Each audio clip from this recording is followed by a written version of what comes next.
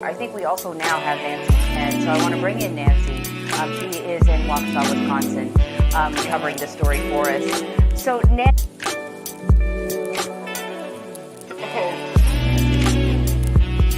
I do. Good morning to you. Good to be with you. We are here right along the parade. You can see behind me there's a crime scene. This is This is Main Street. This is where families came together for their annual holiday parade. Many not on guard. You had members of local dance cheer groups out here, and we understand that this all happened around 4:30 local time during this parade. Witnesses say this red SUV barreled through police barricades, did not hesitate before slamming into people along the route.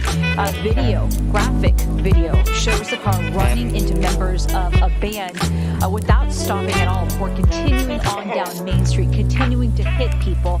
An officer who was there fired shots in an attempt to stop this driver, but it did not. We understand, though, that there were no bystanders hit by those shots. This morning, we also understand at least we understand that 5 people are dead and at least 40 are injured. So, Nancy, you also had an opportunity to speak to a witness a short time ago. He was at the parade with his daughters. Can you play something from that scene? When I was walking past, I told my girls just to close their eyes and look the other way. I don't want them to see that. And then when I turned the corner, I just people were leaning against the building, crying hysterically because they probably saw things that I didn't. And I can't even comprehend the images that they have to live with, especially these children that saw this, children that were a part of this.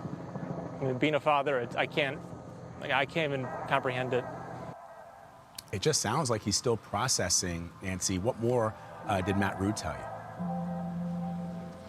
Vlad, he said he hasn't slept at all since all of this happened, that it's really essentially been a nonstop day for him as he continues to relive the moments that happened at this parade. He was there with his 2 young daughters. They were there getting candy, cheering on the people that were there. Instead, this all happened. He said simultaneously it felt like it was happening so fast and that time was also slowing down as he tried to ferry his children to safety. His 2 young girls, he said he swept them up and immediately just tried to get them out of this area, but he saw people in the street after this car hit them.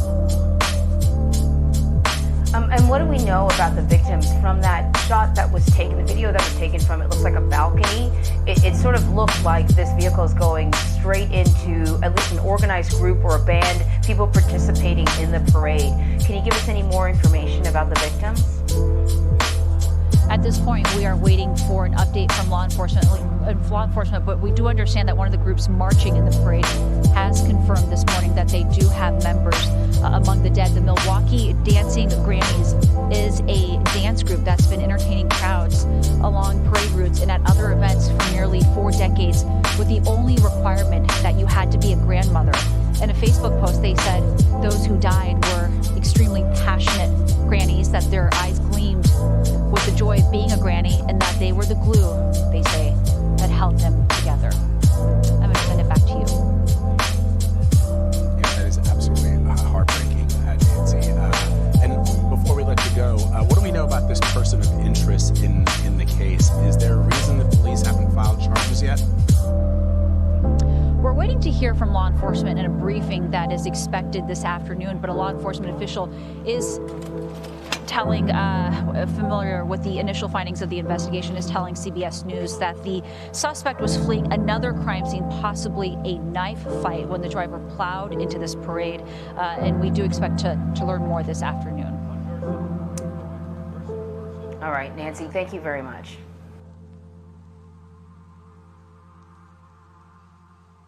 With that tragedy in Wisconsin where a man drove his SUV into a Christmas parade. At least 5 people were killed and more than 40 injured. Alex Perez is live on the scene in Waukesha, Wisconsin with the latest. Good morning, Alex. Hey, good morning, George. Still a lot of unanswered questions. Take a look behind me here. You can see authorities are still here on the scene. It was supposed to be a day filled with holiday cheer, filled with kids, even a group called the Dancing Grannies. But it ended with terror and death. Overnight, holiday horror in Wisconsin. Maroon Ford Escape is moving, heading into the parade route.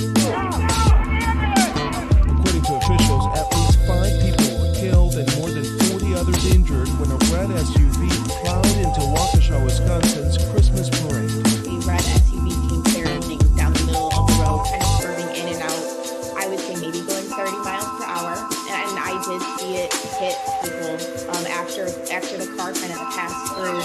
The speeding vehicle, seen on camera, barreling past crowds and marchers before slamming into a high school band and other groups. A horrifying moment caught on camera from a neighbor's balcony. And witnesses say the driver didn't stop there. My son was in the parade, marching with Waukesha South High School band. I was helping him pick up some of the instruments that were still laying in the street, and I picked up a crushed, bloody saxophone. It was pretty awful. Panic also caught on camera in the aftermath. Lawn chairs and possessions left behind.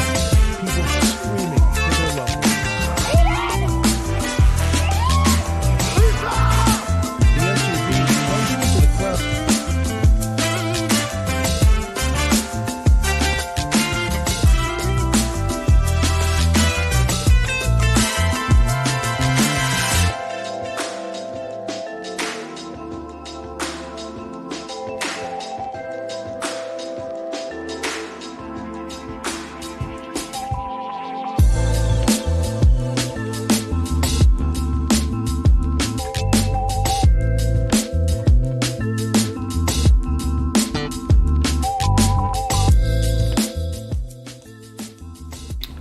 Hello, my Murkies. And I see special guests in the chat there talking about the new IRS BBB. And it's true. It's true.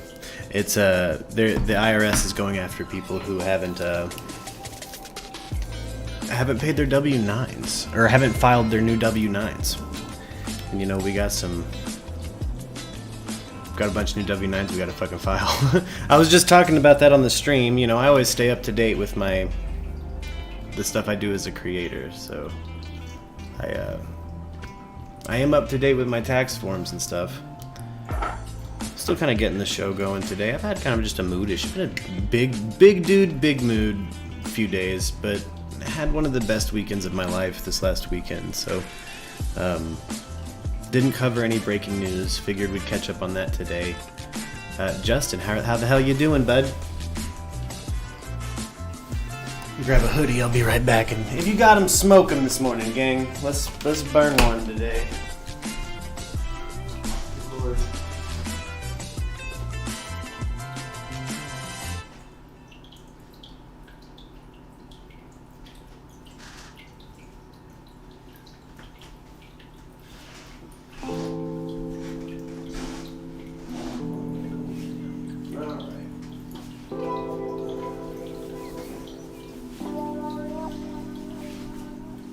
Afternoon.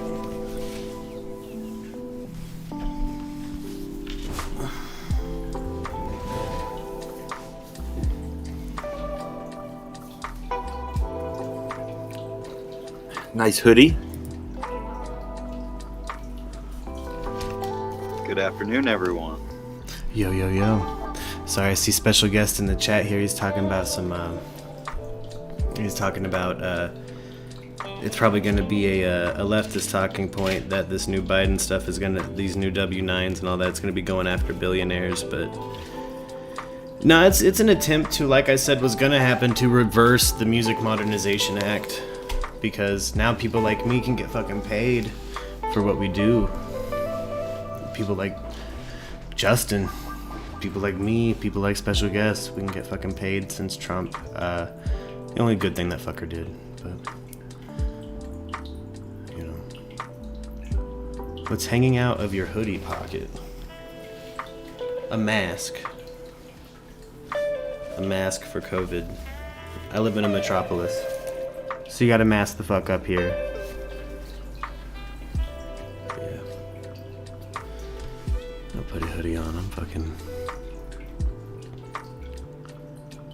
been up and fucking down. I thought about making some beats today. I thought about maybe just reading some news, but I thought maybe we'd catch up. It seems like the thing to talk about in the Discord was this Kenosha news, so I'm still kind of catching up. It appears a man drove a fucking van through a holiday parade, and that's a fucking tragedy. What up, Chief? Shit. Just chilling, brother. Word. Let's see what we got here. Out at 4:39 p.m., striking dozens of people. Firefighters marching in the parade, springing into action. You clean up? With 12 departments Did I clean up? Like my beard and shit? Yeah, like the thing you're touching right now. Oh, a little bit. I'm fucking it's a little fucking crooked. Yeah, but you're not Pierre anymore. No, I had to shave that shit off, dude. It was just too fucking annoying. Yeah, I go through with the scissors like once a month and trim my wolf pussy up. Yeah. It's gotten bad with the mustache. My mustache grows fast as shit. I've already trimmed it straight twice this weekend, and it's fucking grown back crooked 3 different times. It just struck me after we're old, bro. in the aftermath of everything. My nose Some of that's, I was gonna say, yep, I'm already there, bro. My mustache grows up into my nose. It's so frustrating. In an instant. It's weird. It's like it's not nose hair, or maybe it is nose hair that's grown out of my nose. Sometimes it's beard hair, just or nose or mustache hair, just making its way up into that nose. All the way up there, bro. Like it is up there. So many people here waking up with sorrow and shock. Robin? I blame the fact that I used my top lip to cover my nose Hi, while I was everyone. swimming when I was a George kid. here. Thanks for checking out the ABC News YouTube channel. If you'd like to get more videos, show highlights, and watch live event That's coverage, smart as fuck. click on the right over That's here. it's a little kid shit right there, dude. This is smart. for breaking news alerts. Thanks for watching. Every time you pull one of those bitches out, you probably think, damn it, I shouldn't have done that shit. Why did I just hold my nose? Damn. That's Survivor shit, dude. That's cool as shit. Let's see. Apparently, his social media has basically been wiped. What's going on? Hold up. And the architects of the bill want to create a class of people with no money, no voice, and no ability to move up vertically in society without being judged by the tech companies that own them. Exactly, special guest. He was a rapper beforehand. Huh. Wax your nose hair for coke bumps? Excuse me, Senna. Is that a? Did you read that in a fortune cookie? I think we are too far beyond those days. Yeah, dude. I'm not gonna pull nothing out of there, but dead and skin. Boogies. Yeah, dead skin. Boogies. Boogers. Some really long and wily ass hairs. I'm gonna clean for a minute off that kind of stuff. Put nothing on my nose in fucking years. Years, bro. Years. Oh, thank you, Eberg. Yeah, so I'm just had to clean up a little bit, man. I'm getting into like some music making mode. It's getting a little chillier here, so I can't keep up with the mustache. I gotta wear that mask all the fucking time, so having anything cool with your facial hair just ain't conducive to having to wear a fucking mask all the time. And Europe is shutting down again, so I'm predicting we're gonna have another round of closings. You know what I'm saying? I just got a fucking feeling it's gonna be like that. It's fucking... My layout's all fucking crazy today. What the hell happened? Not here, probably. Yeah, Arkansas, you never fucking know. I mean, look, I'll tell you one thing. Lindsay Management's gonna do their best to never fucking close if they can. Every company will do that. But that's one thing. I mean, it's one of those things where like it sucks, but well, in my opinion, you should. It don't suck for me. I'm never closed. I mean, exactly. I work in the middle of the woods by myself. Yeah. Never closed. Special guest. Yeah, I did see the new Will Smith. Y'all see that new Will Smith? There's a new Will Smith. He looks fucking nuts. And by that we mean Will Smith just does not look like himself in his most recent photograph. Dude looks like maybe something got done. I don't know. Oh, the Ahmaud Arbery trial's closing arguments are going. Let's see what we got going on. Those dudes is getting sent to fucking prison. They fucking better, dude. Nah, they are. Like there was questions, even crazy right winger questions with Kyle Rittenhouse. There are none of those. Yeah. That's true. We know what those dudes did. Yeah, we have fucking tape hard, and it's like there is no guy being hella innocent. Yeah, you know. Yeah, there was no riot in the background. There was no fighting going on. This was a group of people that murdered another man, and those dudes are going to jail. No questions. I mean, I can't believe that it'll be any other way but that. It has to be. They gotta be. He's gotta be going to jail, or they've all gotta be going to jail. I mean. Yeah, I agree. Fucking God, okay, good. I'm glad that that's also what's going on. I've kind of stayed out of the news this weekend. Again, I'm kind of getting into creative mode. Had a really good weekend with Lux. Lux took me out. We went fucking hammer this weekend. It was fucking great. We got to kind of take the vacation kind of weekend we've been looking for a minute. We've tried to a few different times, and it's just, there's always, like, not just stress, but something. You know what I mean? This is one of the I know. Genuine, since I've been in Arizona, like, stress-free, chill-ass week. Dude, we went to this sick-ass Italian place. We fucking sick-ass weekend. Sick-ass weekend. But, oh shit, I scrolled that down. Oops. My family went to Kansas City this weekend, so I cleaned up my house and did work. I went to work, actually. I pulled the ultimate midlife dad move. I worked on the weekend. Hey, dude, grind that money, you know what I'm saying? But it's because I slept through work Friday. So. Yeah. I woke up at like noon on Friday and was like, oh shit. Yeah, grind that money, boy. Fuck yeah. That's where it's at, dude. I used to catch the occasional weekend hours all the fucking time working on fucking, you know, and sadly, no on site. It was like can change the fucking constant. Of that future. But dude, I was explaining to Lux, like, I wouldn't be able to survive at my old job if I didn't crack at least a minimum and maximum of 50. If I didn't hit exactly 55 hours on that paycheck, I was fucking pissed and something wasn't getting paid. I was tight. Yeah, dude, and that's what it makes me sad, bro. Like, it's one of the reasons we most need. Nobody should work that many hours and have to choose what gets paid. No, dude, exactly. Like, it was an untenable amount of work on me, like, honestly. And without tooting my own horn, I work. I'm a high school dropout. In case anyone here wants to know, GED, baby. Not exactly my fault, but I took what I got. You know what I'm saying? Yeah.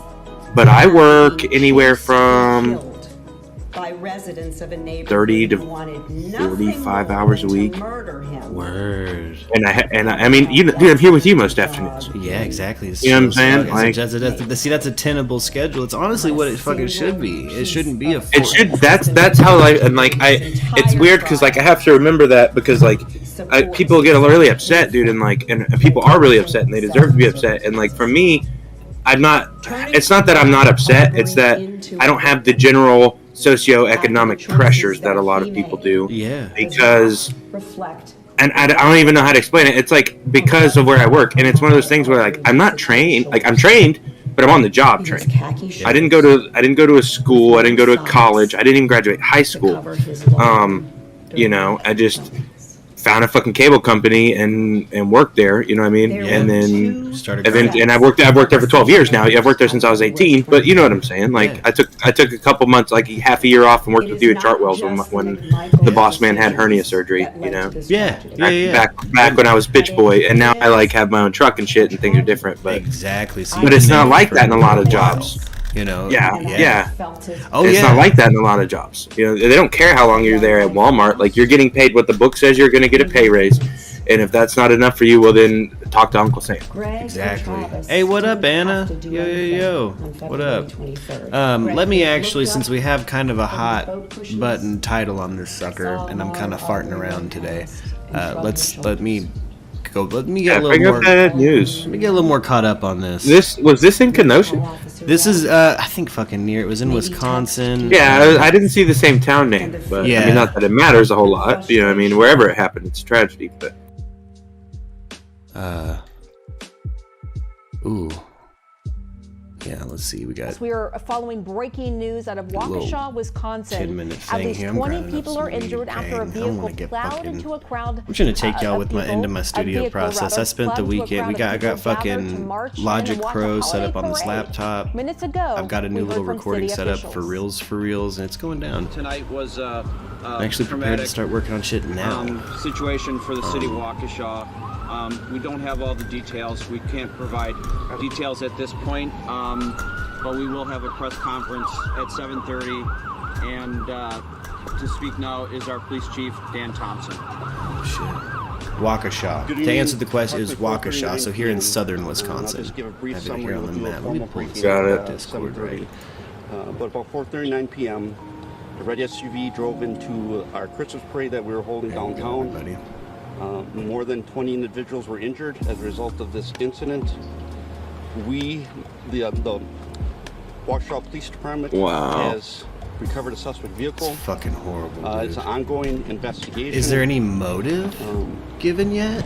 Victims were actually transported from the scene via ambulance. Because it could be a lot of stress, midlife crisis causing temporary insanity, bro. Dude, that's a fucking holiday parade, right? Yeah.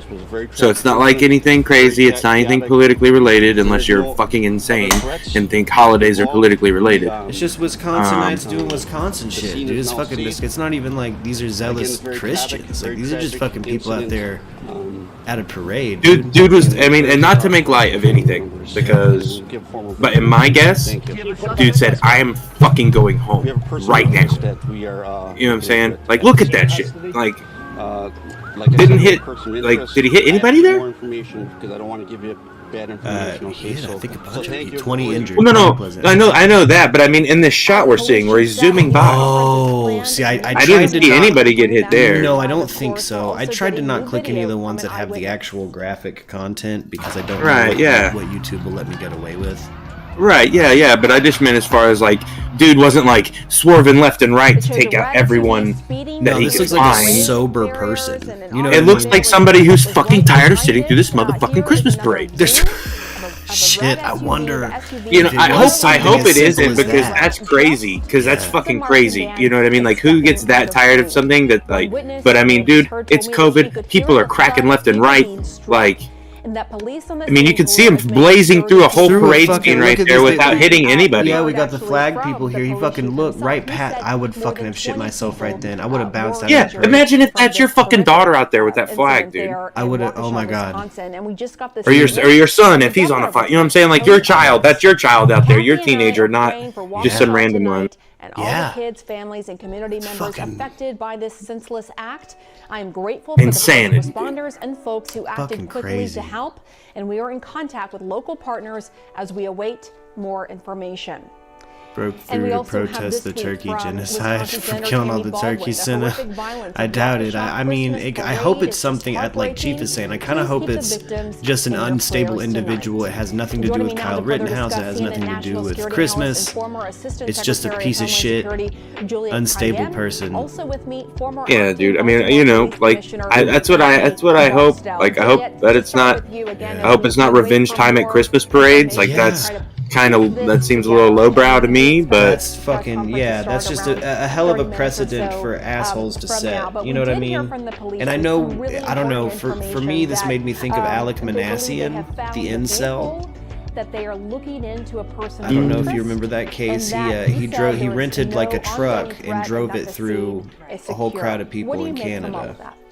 So that his name was Alec Manassian. Together, he was they know an exactly incel. who they're looking for. That And he person was. may or what is that police officer or doing? may not have been known to the police before. Does he have something in his hand? It looks like he's genuinely trying to like holler and fucking throw hands at the thing. You know what I mean? Like, hey, it looks like he's trying to hit something, or like I think it looks like maybe that's behind on the other side of that car, but it looks like he's holding something.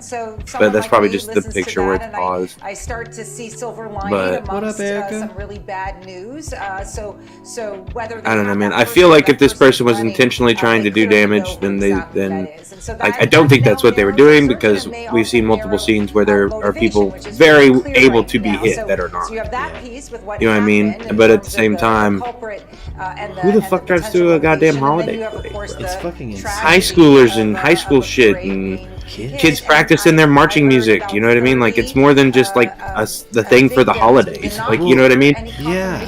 That's why I want to know. These are the things that we Dude, I think he was drawing to shoot, says Eberk about the cop at the SUV. I hope he was drawing to shoot. Yeah, yes, please. That's what I was going to say. Why is he not shooting the fucking tires out of that car when he's 6 inches away from it? Yeah, I would be trying to. You know what I mean? Yeah. Just fucking put 2 in one tire and he won't get very far. Yeah. But I mean, it hits metal. Like, I know there's more to it. That's probably just what I would have tried to do in the situation, and then I probably would have got fired for fucking it up. Well, here's my thing. It's a parade in a town. Why weren't all these cop cars and all these lights fucking blocking this dude's path. Right? I know he tore through some like in Rohairs, dude. You try to come do that shit in Rohairs, you're not getting out of downtown. No, dude, ain't happening. Ain't happening. Like you're not gonna escape past them. There's too many. Yeah, there's two cops at each barricade. Yeah, dude. Well, you know what I mean? They'll spike strip you, dude. They're ready. It's the most action they get all year, most. Yeah, dude, they're ready. Like I don't understand how. Vehicle comes back, particularly the small town. Then the officers can go and. But I mean, who the hell thinks that's gonna happen? But there's also just a random car. It's like he's literally just like, I'm going home now.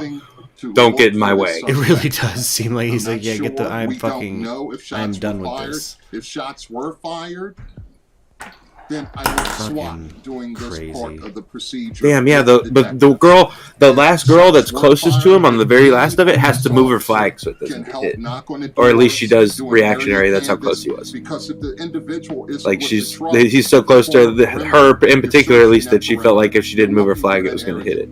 Was it a and she was just holding it. Did he walk to an address? Did he or she I think.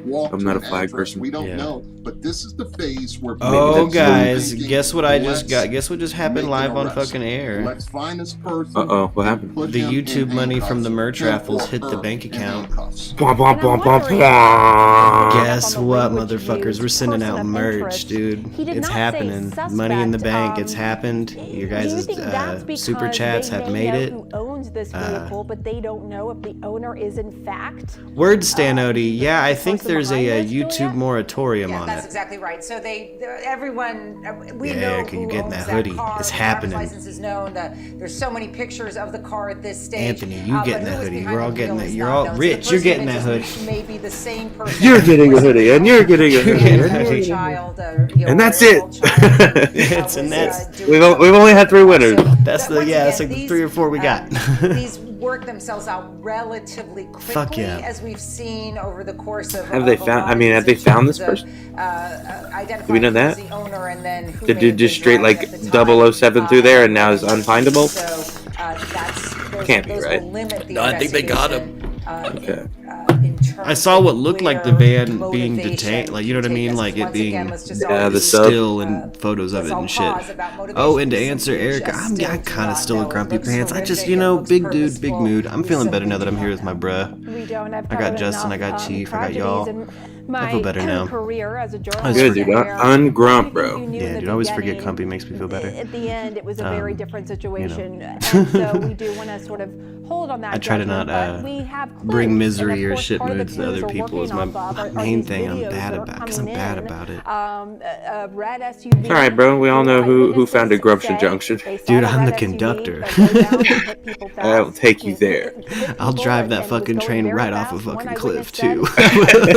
Per hour from what she could gather. How important are these videos? It's like showing Lux, fuck that's delicious, like just some Action Bronson content. Very important. Explaining like, this is what I want to do. Social media. I want to make music and content at the same time. Like places I go, I want to eat the good food there and film it, Yeah. And no reservations, bro? Basically, yeah. But with jazz lo-fi grunge metal? Well, I'm gonna figure out what the fuck this next Merc live thing is gonna be. You know what I really want on the Merc Spotify? Dude, that's like 8. It's like 8 reelies, dude. What? A Merc hip hop mixtape that I tour with rappers. Like I want a hip hop. I want to produce a hit. I've got the beats. I'll do it all for free. If you're a rapper and you like Merc, hit me up. If you think you got, if you just want to try to have, it's fine. We can do that too. Let us find out if you do or do not have bar. Yeah, because I'm kind of tired of fucking around. I mean, if things lock down again, it's gonna suck and put a damper on shit. But that doesn't mean we can't grind a few mixtapes and then have fucking. Oh shit! Rich just super chatted $2 more to the fucking merch raffle. Hold up, that put us at we are now at $18 out of $50. Thank you so much, Rich. I might be wrong, and there might be 20. Hold up, I gotta go get my notebook. I have it over there with my production shit. But I want to produce a rap record. And I want to take that shit on tour. I want to film it. I want GoPros. I want the whole thing. I want the whole shebang. You know, I want it all. I want it all. Q song. Q song. Copyright strikes. Yeah, that's right, dude. It's my favorite fucking copyright strike. That or just a fun thing. You know, I got a couple other things I want to do with a hip hop. Like I want to basically have a whole 2 hours of my music, like a 2-hour act I can take on tour. I know 2 hours is a lot of material, but I got Changa Harang, I got a 2-man garage metal band, I got death metal, what kind of music and what kind of venue, you know what I mean? I fill 2 hours like that. So oh fuck, Rock put in another $2, baby. Bam, boom. We're definitely at 20 bones now. Hold up. We got the merch raffle rolling today, guys. And the money hit the bank. We're official now. We're public access radio, guys. We're real. Hold on.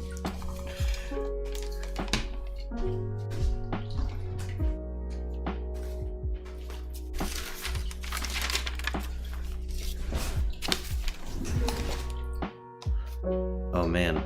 And I've got kind of a question for everybody, and I meant to make this a poll, but I don't really know how to make it a poll. Would everybody rather just like hear what I'm working on musically while I'm working on it? Or do you want like a Discord where everyone can kind of just come hang out and I just happen to be in there? Fucking damn, Erica put $2 more in, bitches. Hold up. We're at 25 bones actually. Motherfucking pen, where's my pen? 25 bones actually. I had a whole $1 super chat. I've fucking forgotten there somewhere, baby. Fucking we hit 50, we'll pull another number, baby. We're fucking halfway there. Again, all super chats go into the super chat merch lottery. Once the super chats hit $50, we draw a name. Whatever name we draw out of the people who super chatted, you get to pick whatever you want out of the merch store. We buy it and send it to you. Ooh.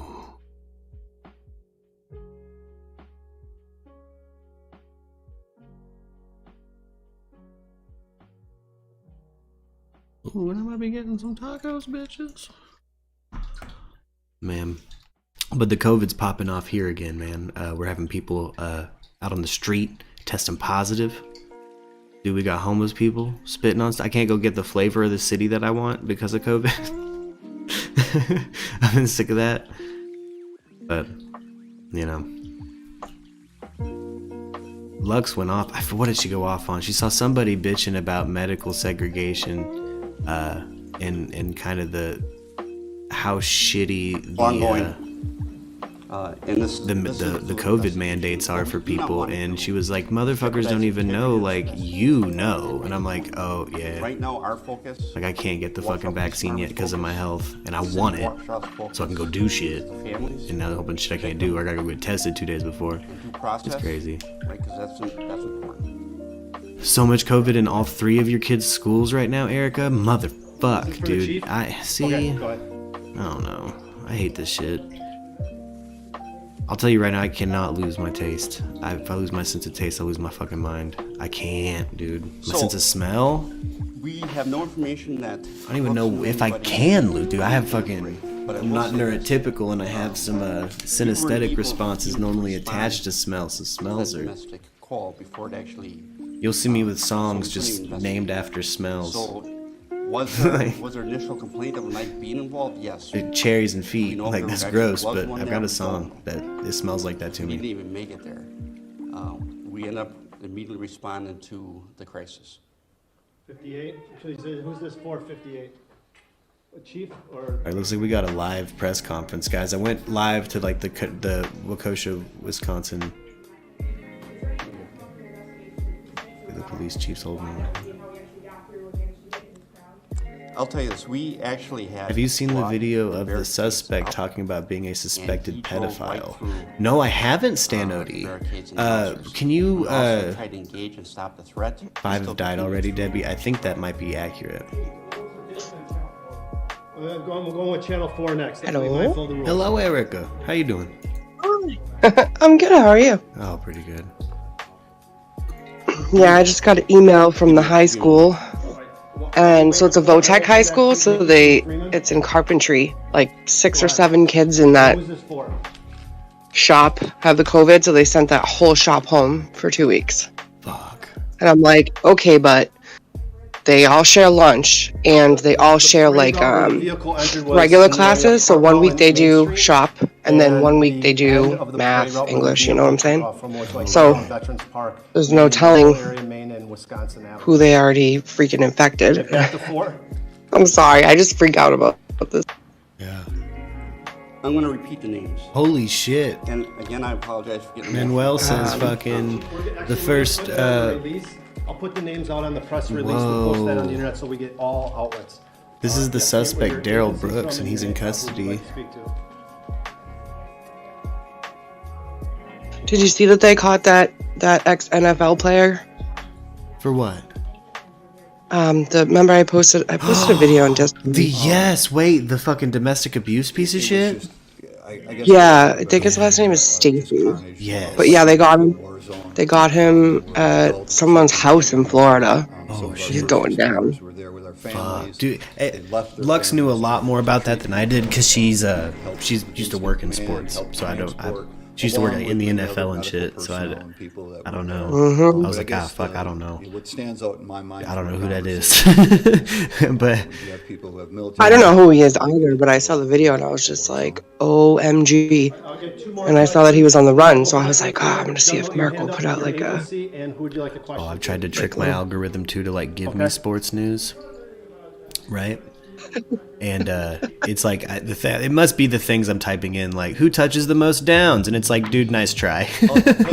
Here's some samurai videos. Fuck off. Like, all right, fine. You don't need to use smarts. He's caught now, so we don't have to even bring up his buttholeness on this channel, which is good. Cause did you watch that video? Yeah. Hey, CTE, steroids, things like that are issues in athletics, you know what I mean? Not justifying dude's behavior, but just kind of broadening the scope of issues he has, where it's like, I'll give you one. we gotta have a better infrastructure for these fucks, and like maybe a place where they can fucking talk. You know what I mean? Like, I'm not saying mandatory therapy for every NFL player, but if you've taken the equivalent of 6 fucking car wrecks in one season, you should probably have some fucking therapy. You know what I'm saying? Yeah, even like a support group for like ex-players, players, anything, because like you deal with the fame and deal with the money and the stress or whatever the situation may be. Like obviously there's something that goes on. Once you hit a certain tax bracket in that field, maybe it's like required. You need to prove that a certain amount of it is fucking for self-care. A lot of that's provided by the team. That's true. I guarantee you, every team has a psychologist. I guarantee you, You're right. These people have. Not like they the should. team can't make them go there. That's true. The country can't make them go there. You know what I mean? Like, all I'm saying is that it's provided. It's a lot of stuff, dude. Well, a corporation could. All of our affiliates. Check this out. So there's corporations, right? And I've heard of this before. So like, if you work for a high enough radio station and you do public events and you have a high ass salary, you're expected to provide proof that you've spent the portion of that salary that has been specified as for your wardrobe on your wardrobe and self-care. You know what I mean?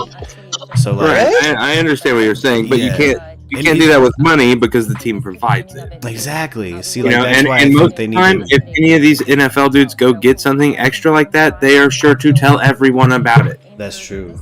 You know, but like, I think the thing is, it's more of a culture thing, bro. Yeah, like, see, that's what I'm kind of... Cheesemo, take it for the team, which is great if we're fucking fighting overseas for freedoms, you know what I mean? But if we're playing a game... Yeah.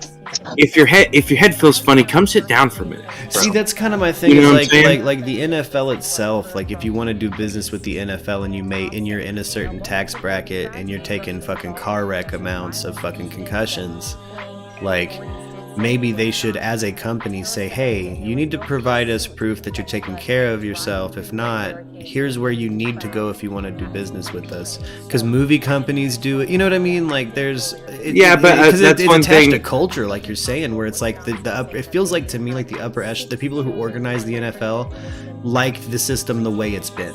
You know what I mean? Yeah, well, of course they do. It makes them some of the richest people ever. But I mean, think about what you're like. I'm not saying it can't be done, but I'm saying what would breed competition. Dude's right? Only there 8 hours a day. Yeah. You think even the most crazy people can put on a face when they're not behind a helmet? Because when you're on that field, it's different, dude. Like, as someone who's played football, dude, I'm a very nice dude. You put me and you in pads and put us on a football field, I'll fucking rip your head off. Yeah. You know what I'm saying? Like, that's just how it I don't know. It's weird, and like I don't like it all the time, but it is what it is, right? Yeah, it's a culture thing too. Yeah, like you're saying, like it is well, and it's visceral people who do that shit. I want to embarrass you. The way I do that on a football field is make you look physically pathetic, right? Like, if I want to embarrass you on a soccer field, I'm going to try to score 10 goals and fucking fancy footwork and make you look like you're lost, or like on a same thing on a basketball court, but with your hand, right? But in football, that goes too, but there's that doesn't work in the trenches. There's a lot of applications where it's like tough man wins. Yeah, there's a combat element to it, and like anything with men, we built an element of machismo around everything. Holy shit, the dude is a fucking rapper. This rap video I have up, I'm not going to keep all of it up. I'm going to kind of flip through it to make this transformative as shit, but it apparently has the fucking vehicle. Yeah. In the fucking shot. Okay, so he's like a Wisconsin Pyru? It's a blood? So we can rule out a lot of different motives there. Do you think it had anything to do with fucking Kyle Rittenhouse? I hope not. Or do you think he was just under some law shit and felt like being crazy and it just, he's going, you know. No idea, bro.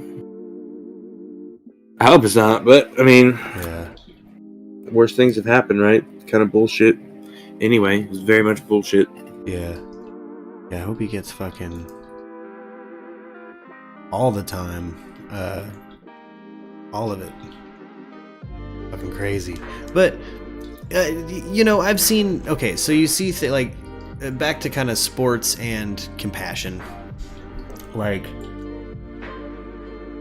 yeah, he seems like a weak-ass rapper. Okay, remember when UFC made everybody wear, like, some fucking Reebok? Yeah. Like that. Like you need to make it, like, I don't know why they don't have a sweeping corporate standard for their, you know, their high dollar people that's more fucking compassionate. But again, that would not only take money from them, it would cause something like the XFL to actually succeed. Maybe. Because people would leave. You know what I mean? I mean, they're like, they I'll would, spend my money however then, the fuck I want, and I'll go to the XFL or whatever. And you know what I mean? Like, why would you want that?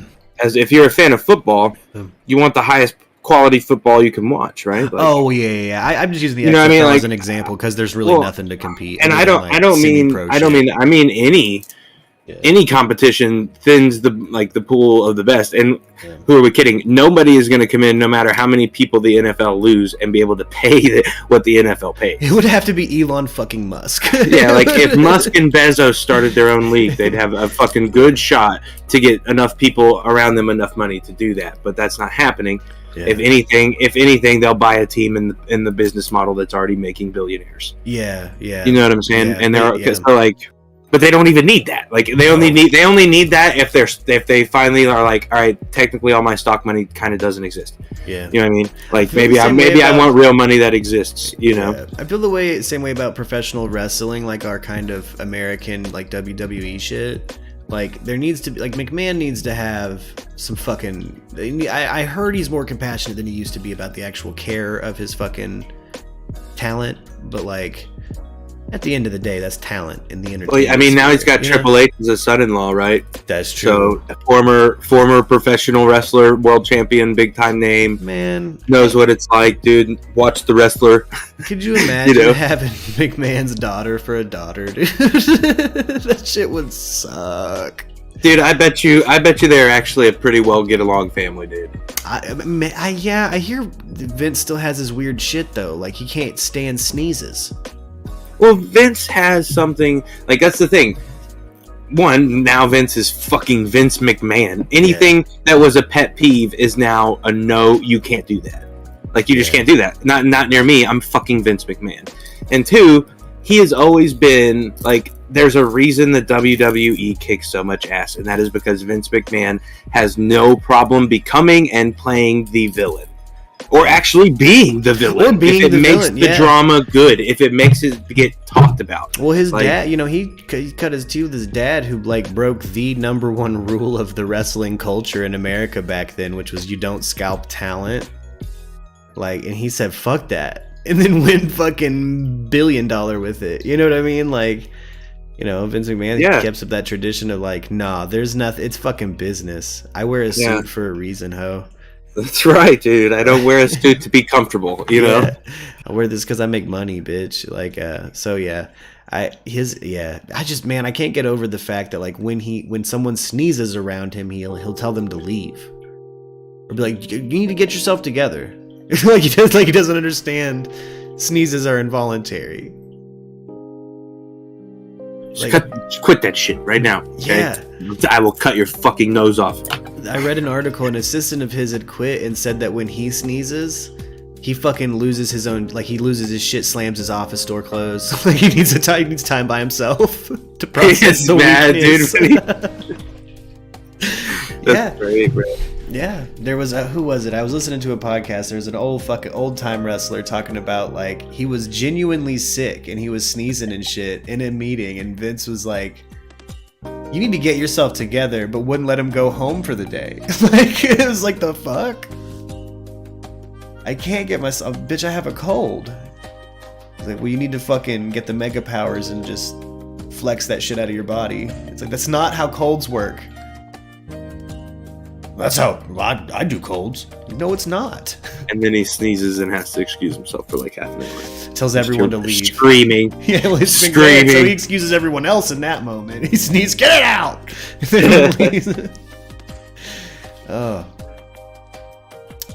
Stan Odie says, isn't it weird for how powerful Vince is? You never see him in the public eye like you do Elon Musk, Bezos, Rogan, Gates, etc. Yeah, it's because he's got, like, that fucked up gait. I think it's hard for him to actually walk too much. He beat the fuck up. I don't know. I would just be in a hot tub full of muscle relaxers or something if I was from the professional wrestling game, even Vince McMahon, because I've seen him fucking out there getting thrown around, and I know it's fucking, it's theater, but that's a lot. You fucking still get concussions and shit out there doing that shit.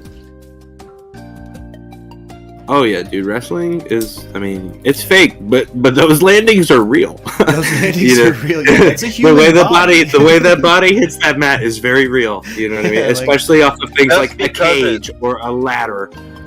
Just because it's scripted and orchestrated doesn't mean necessarily that the punches and the blows aren't real. They're just timed at a certain time. Yep. Obviously, some of the punches are fake because you can see it, but... Yeah, I think they're stomping and stuff, but they're still making contact at times, and the amount of contact you can actually see in some of this high-def shit. And then, like, the more backyard shit gets, dude, the more, like, they're doing, like, the little micro cuts to their foreheads to cause bleeding and shit. Like, there's shit, you fuck yourself up. That's a fucked up line of... The Wrestler with Mickey Rourke. Y'all seen that movie? Fucking that. Mickey Rourke. That's how you end up. That's like what I think Macho Man ended up like that a couple of different times. Ended up like that, came back, ended up like that again. Ended up like that again, yeah. Ric Flair seemed to have maintained his drip the entire time, but... all that dude had to do was do coke and yell woo. I mean, let's say he lost some money. He just sell a portion of his wardrobe, make that shit right back. Like, there ain't that dude seems like he's investing in drip. Like, he was onto some Slick Rick shit way before Slick Rick it appears. Like, homeboy had chains. Yeah. Chains. Yeah. Pre-rappers having chains. What the fuck you talking about, Ric Flair? Nature Boy's nuts, dude. That dude fucking crazy. I never, like, as a kid, I didn't hear shit about him until, like, Waka Flocka and him teamed up for some shit. I'm like, okay. I didn't think twice Yeah, about I grew up on 90s fucking WWE. Yeah, well, I mean, I don't know. Stone Cold, and Ric Flair would he'd show up, you know what I mean? So I would know who he was, but like, I don't know if I ever saw him wrestle. No, just be an old belligerent grandpa in a suit. Just being old, like I was so much better than you, now I'm leaving, woo. Yeah. It wasn't until, who was it? It was a Florida team, I thought, dropped the whole fucking, you know, the limo riding, girl kissing, fucking having a hard time keeping these gators down, fucking rant. You know? Dude, yeah. Ric Flair, whenever I think of Ric Flair, it's the same thing whenever I think of Andrew WK, and it's just his appearance on the Uncle Grandpa, bro. Because he's on there. I forgot that happened. Fucking ridiculous, bro. That show is ridiculous. Uncle Grandpa's wild as fuck, dude. It's so weird because my kids picked that show. Yeah. My son is 4 years old and fucking loves that show. Apparently, Andrew WK went on to become some kind of political, like liaison or some shit. Yes, yes. Andrew WK is he's also a commentator for most news outlets. He'll come in and talk about political. I saw him I saw him play a metal set at Rocklahoma this year. Fuck yeah, dude. Hey, like legit, like me and my dad were literally in like shock at what we were hearing, because like I looked him up on the way over there, and all we like listened to through the thing was the fucking party hard 90s shit he did. Yeah, not even 90s shit, but like, you know what I'm saying. I will forever be jealous of Andrew WK for being a sweet enough soul to be able to land Kat Dennings in those just big. Dude, he has a kids show. Dude, yeah, she's got those big Jewish boobies, and he's such a lucky dude. But I think I kind of like the conspiracy theory that Andrew WK, he just special guest beat me to it. They're on their 4th Andrew WK. They recast the part, and these are actually Dave Grohl records. Fair enough. Because it's just so similar in production to a lot of Dave Grohl stuff. But he doesn't have time to be in 8 bands. You know what I'm saying? So like, we'll just cast the part. But I will say, our most recent Andrew WK face, because he does change his appearance a lot, but he could be a robot. You guys see, I look different today than I saw him live. He's a robot. Yeah. Or just one of them shape-shifting kind of dudes, dude. I don't know. Sometimes you catch that gene. I look different all fucking time. I still got big fucking forehead, so I'm sure he's got something. As long as you have that fucking hawk beak coming off the front of your face, dude. That's true. I got the Ashkenazi snap. Straight look like we're getting attacked by a bird of prey when you smirk into the camera. That's I fucking hit you with that side profile. Fucking bird. It's subtitled "Bird of Prey" noise. Special guest new theory. Yeah, but I can't deny celebrity clones aren't clones. Oh, it's just like some Monarch runoff stuff, or they just surgically change a kid. Now he's got the W. That's straight up stand out. Yeah, now he was just Andrew K. before he got Kat Dennings. Now he's Andrew W. Andrew winning. Kat Dennings, yeah, she's fine as a dime. And I'm normally not after that type, but yeah. They were all Octomom clutches of eggs that were put on ice and hatched every 5 to 7 years.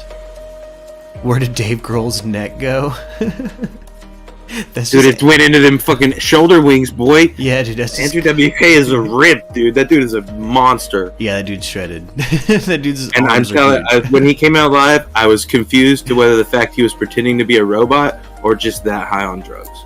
Oh yeah, drugs being like cocaine. See, like, because I've ripped enough coke to where I felt like a robot before, yeah. And bro was living like he felt like a robot. Yeah, I see. it's the hardest thing to explain about people when you're like ripped to tits on something like that, where it's like I probably see, like, I know I seemed like I had it together, but I was just a fucking robot. I was just a robot. I did not have it together at all. I was going through like automated functions. I was just riding. Autopilot activate. Yeah. I'm just, if anyone says anything, you just smile and nod and maybe laugh. If they're laughing, you laugh. Yep. And if not, you just smile and nod and like make sure to hold on to a backpack. Yeah, I'm functionally like a just bobcat. described every music festival I've ever gone to. That's right. Dude. Yeah. That's right. I was the bulldozer. Like we would, when I started going with like Christian and all them to Wakarusa, we'd get to a point in the crowd where we couldn't go any further, and I would just tell them, like, grab onto my backpack, dude. Here we go. Because if I can get through, everyone behind me will make it through. You know what I'm saying? I'm the widest. Damn Let's do straight, dude. Yay. You're also you have a hella good navigational and survival sense, too. You're just good in a pinch, bitch. He'll get a fire going. He'll take the time. I don't care if it's raining fucking sideways. You remember that fucking shit?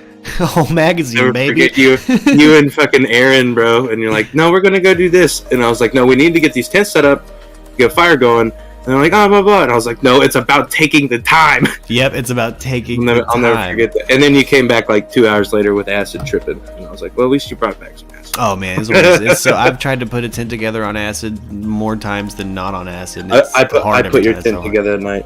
I can't. I literally just sit down laughing at one point. Like I'd rather sleep under the stars. Yeah, fucking. I remember the first time I looked at a map in that head state. I literally just laughed for like 15 minutes, handed it to my friend, and he started to do the same thing. Yeah, that's but yeah, you do a bunch of cocaine and you're an autopilot. I feel like I'm like my mind is just a bobcat stuck in a tram. Like the tram's gonna get there, but I'm the bobcat though. Like I'm just in there fucking freaking out, dude. It's one of my favorite things to do is take like fucking 4 or 5 doses. And I mean, you always take uppers when you're at a festival, but I'll just go walking, like take the road and walk, and just like pick up bits of conversations from everyone walking by or at tents and like piece them together into my own narrative that makes me cackle like a madman. I'm insane, dude. Yeah, cool. dude. You see and hear so much funny shit taking walks around a festival. Yeah, dude. Especially, like, do people swim? Remember the homeboy swimming on top of the car? He's swimming. Yes. Swimming up there, dude. Yeah, like shit. Like you just stay in your tent. You miss that, you know. The air mattresses covered in naked women in the summertime, floating down the river, dude. Floating down the river. Yeah, you'd miss that if you were just off. You gotta go enjoy that shit. Off taking a trip in your tent, bro. Yeah. You gotta walk your toenails off if you have to. Life's about the journey. Yeah.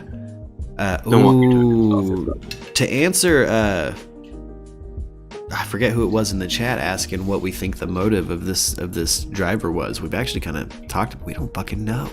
Now that I know he's a rapper, I'm kind of on the page that he was. I hope it has nothing to do with Rittenhouse. I hope he was just geeked up and ready to go to fucking prison forever, I guess. You know. Whoa, that's how Paige Hamilton of Helmet writes his lyrics. Most of them are just snatches of conversations woven together.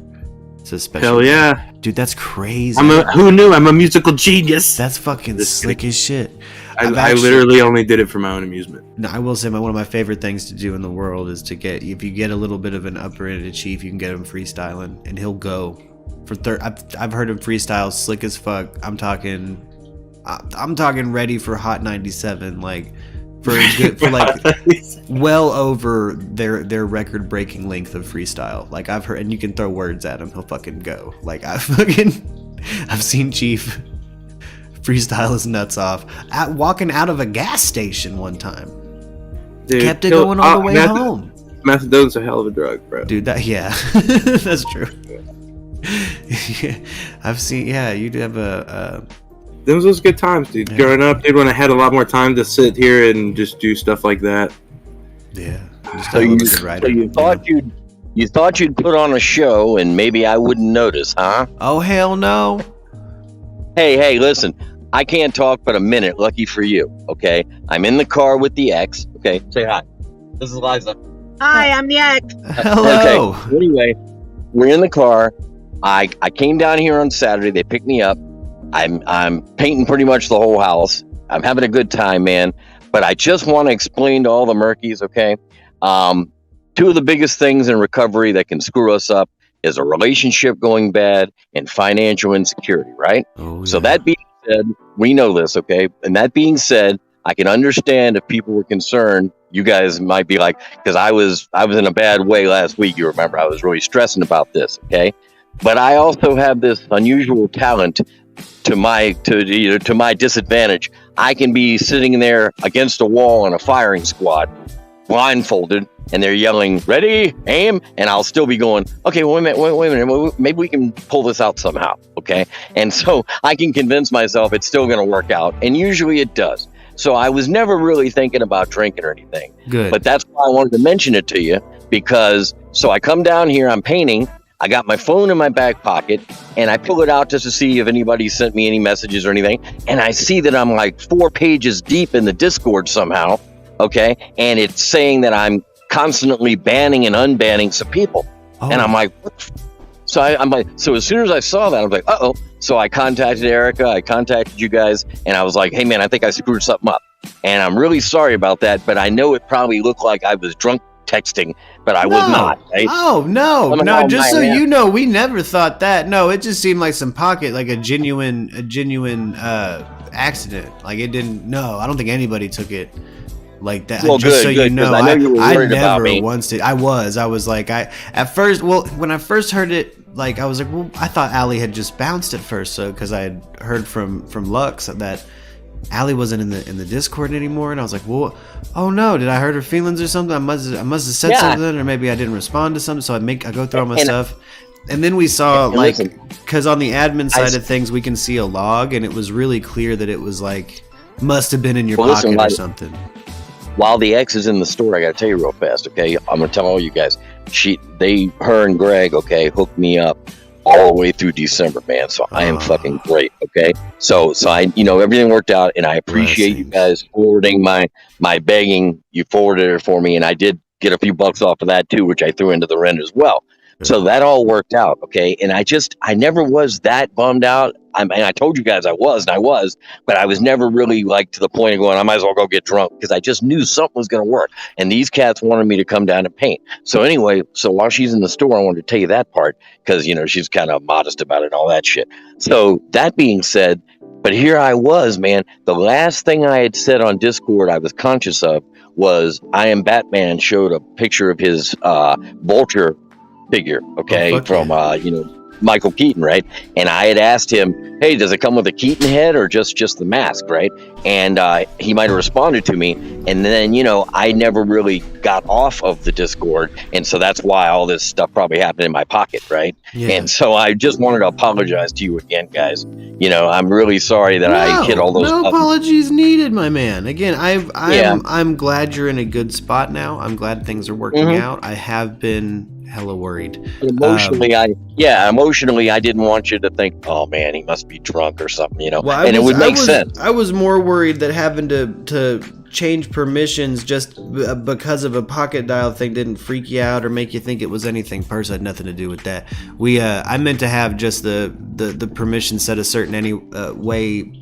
I had given you fucking galactic power unintentionally, just because I had to lock things down for that period of time, but I wanted to make sure you could still hop into the voice chat. So I've still got it to where everything that we do, we can still do. You know what I mean? I just made it to where it wasn't you have the power to make new channels. I don't need all those. I don't need all those infinity stones, bro. Exactly. I was like, no. Well, I mean, and again, I knew that the reason I had set it up the way I had set it up before was just so I could quickly oh, well, no, I don't want John thinking he can't come in here. Get in here. You know what I mean? There's no voice chat. For a split second, you said to me, for a split second when I read that, you said, well, I'm just going to remove some of the permissions, but not in a bad way. Of course, my first, because of who I am, okay, and how neurotic I am, I was like, oh, man. They don't want me here. And then when you said you weren't doing anything today, after I said I needed to make a statement, this was the statement. Okay, so don't worry. And I've made it now. But I just wanted to clear up everything. Oh, no worries. Let you know I'm fine. I was also reactive this morning. I was just, like I said, in a cunty mood this morning, so I probably seemed cunty this morning. But I didn't get that at all from you, man. Okay, wait. And yeah, no, I love you to death. I was again just more worried that it would cause you a personal upset that we had to change permissions in any way, even though it's like not even. No, like, but what I was like, I'm gonna keep it to where, you know what I mean? Because at the time I didn't know shit about Discord, so I just clicked everything for you. I just gave you all the Infinity Stones. I was like, here, I'll get in here. No, but what flipped me out was more when you said, I don't think I'm gonna even do one today, and I said, damn, man. I told her, I said, man, I told him about, how I started talking to you and how it was due to the laundry shit and everything and who we are and how we're friends. And I had already pointed my daughter to you. So she saw some of the old episodes and gets how we are with each other, Yeah. So it was cool. But when you said you weren't doing it today, after I said, I need to make this statement, and you were like, I don't think I'm doing it today. I was like, oh. And then when I went back and saw that you were on, which I wasn't checking on you, I just happened to go on Facebook and or whatever, and I see that you got one going. And I said, I was hoping hey. it would notify, because I kind of sprung it on everybody. I think the last thing I said was I might not do one. If I do one, I'll probably just do some beats or something. But then I saw a message from, I want to say eBerk. That said, it was just talking about the this stuff going on in Wisconsin, and I thought, you know what, that's what I'm looking for. I think we'll go ahead and run with that today. You know what I mean? Dig it. I got to go now. Okay, I'm 93 miles north of my man cave, so I'm kind of missing it. But man, you ought to see. I'd like to show you guys at some point the stuff that the new guy collects. He's got some of the same shit. He's got lines of Star Wars figures on shelves, and it's awesome stuff, man. And he's got all over the walls is famous comic book covers that they made prints of. Oh, fantastic stuff. And I feel old as shit because some of the covers are comics that I had from the 70s, right? 12 centers. But anyway, I'm gonna go, so I'll talk to you guys. I'll probably have you on while I'm painting. I'll be listening to you. So I just wanted to explain to everybody that I am more than fine, and I really appreciate everybody supporting me and really worrying about me and everything. And, you didn't have to do that. I mean, I'm just a guy on the fucking computer, okay? Hey. And I appreciate you treating me like family, man. Hey, you guys have. We love you, and you are. And I got the biggest crush on you ladies, you know that. Not in an awful way. Not in a misogynistic bullshit way. Like I heard somebody had some problems the other day with a dude, and I think it's terrible. When I say I got a crush on you guys, I mean it in a harmless way, okay? Yeah. So anyway, I love you guys, all male and female. I'll give you all a chance. But anyway, I didn't have to give handies behind a dumpster, so I'm thrilled. Thank God, boy. Hey. Oh! I've been there, shirtless, sucking dick for cheeseburgers, boy. Been there. I was actually able to catch the last few episodes of Shameless Forever. Oh. Man, I am still bummed out. I don't want to give spoilers in case some people are going to watch it, but man, it's terrible, man. I'm so bummed out about this. Frank was my hero in a bad sort of way. Yeah, okay. The American version gets real misanthropic, but hey, don't want to keep you. You have a good one. Enjoy your time. Oh man. Love you guys and have a great Thanksgiving if I don't talk to you before that. Hey, you have a good Thanksgiving. I'll talk to you later. Love you guys. Love you. Say hello to the queen for me. Oh, damn straight. She's actually right back here. John says hello. Ciao. Bye. She says hello. Can you just text me and confirm what you want for lunch? Oh, yeah.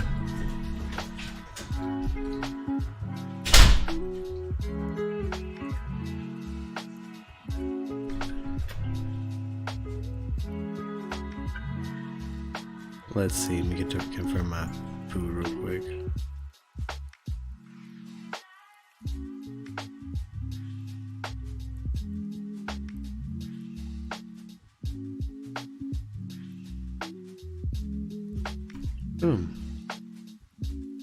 Oh, hell yes.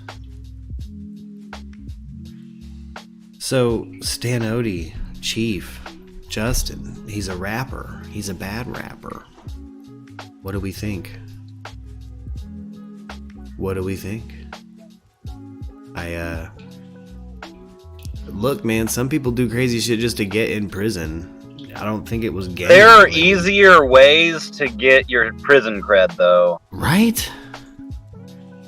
You think it was he was geeked up and like thought he could drive the fuck around it or something, or had priors and thought he could run, or? I mean, drugs are a hell of a thing. Yeah. Oh shit. Arizona's Attorney General is taking on Biden's vaccine mandates.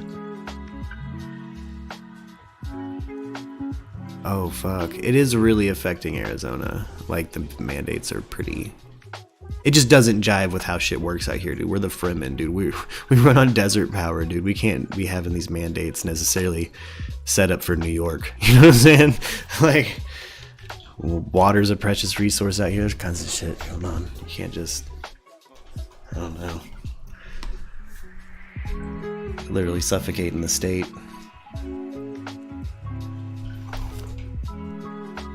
Oh, is this him talking about being a pedophile? He was pimping out it. That's okay. So he was also pimping out a 16-year-old girl and is a sex trafficker. Stan OD, did I read that right? The guy in this in the Wisconsin holiday parade. What do we say? Massacre? Here's a live video of him. All of a sudden now I'm a pedophile. Let me explain that. 10 years ago, 2006, I caught a case with my oldest daughter's mama. Yes, my baby mama. She's from Oakland. I was busting moves in Nevada. I meet the bitch. She says she want to get down, so I'm pimping on the bitch. Quiet video. You know what I'm saying? I get cracked. You know what I'm saying? I didn't know the bitch was 16. No subtitles. She gave a statement to the police and told them, yeah, she was hoeing, that I was pimping, and that she was 16, and that I didn't know that. Okay? And then as soon as we fall out, all of a sudden now I'm a pedophile. Let me explain that. 10 years ago, 2006, I caught a case with my oldest daughter's mama. Yes, my baby mama. She's from Oakland. I was busting moves in Nevada. I meet the bitch. She says she want to get down, so I'm pimping on the bitch. I'll take her to Nevada. You know what I'm saying? I get cracked. You know what I'm saying? I didn't know the bitch was 16 at the time. She gave a statement to the police and told them, yeah, she was hoeing, that I was pimping, and that she was 16, and that I didn't know that. Okay? And then as soon as we fall out, all of a sudden now I'm a pedophile. Let me explain that. 10 years ago, 2006, I caught a case with my oldest daughter's mama. Yes, my baby mama. She's from Oakland. I was busting moves in Nevada. I meet the bitch. She says she want to get down, so I'm pimping on the bitch. I'll take her to Nevada. You know what I'm saying? I get cracked. You know what I'm saying? I didn't know the bitch was 16 at the time. She gave a statement to the police. And how'd you end up in Wisconsin? She was hoeing, that I was pimping, and that she was 16, and that I didn't know that.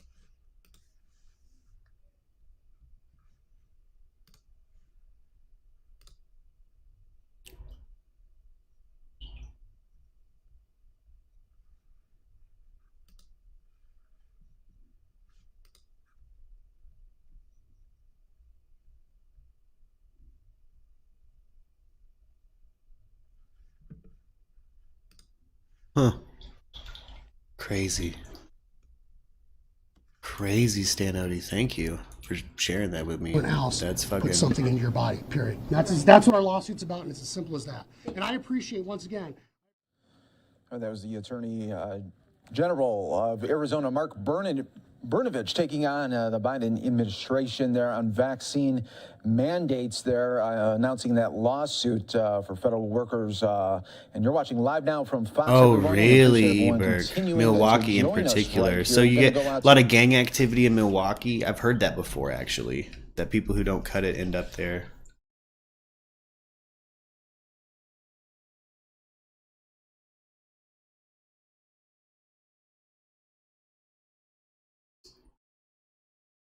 All right.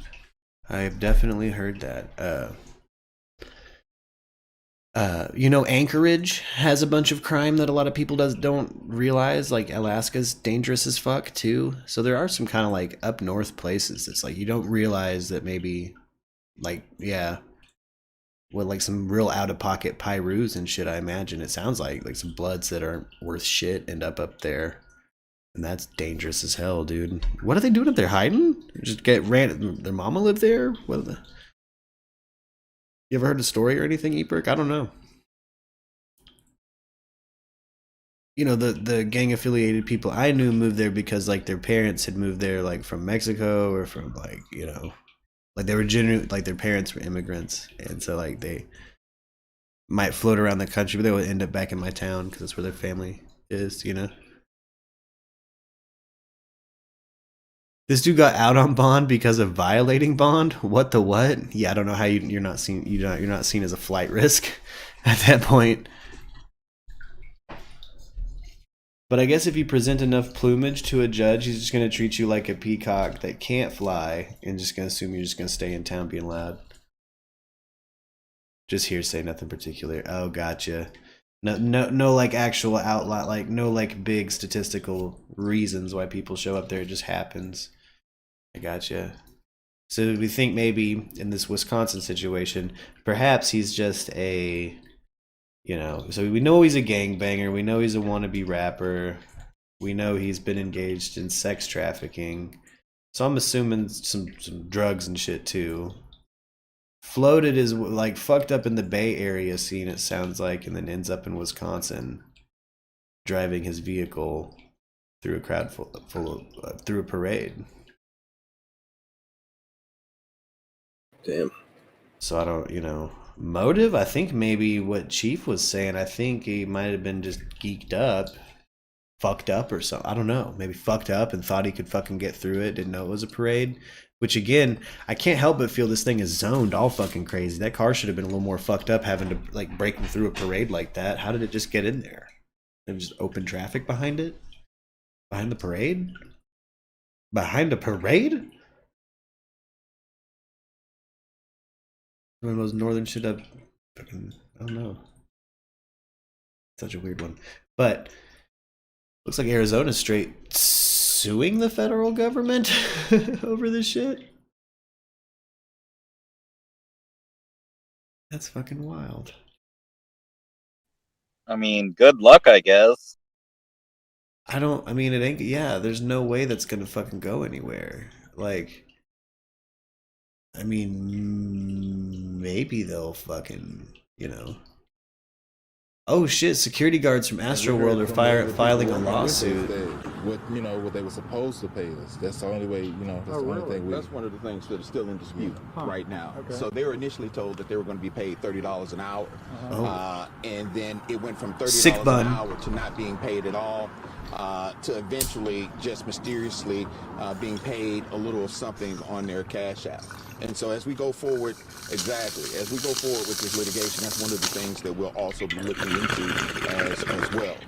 How were these subcontractors paying these individuals who were risking their lives to help out during this event? I agree with Ebert that the history of bail jumping, he shouldn't have ever been let back out on the streets. He's a habitual offender and gloats like he's a habitual offender. You pull it on his social media. We did. They did exactly what they were told to do. Stan Odie did. Signed in.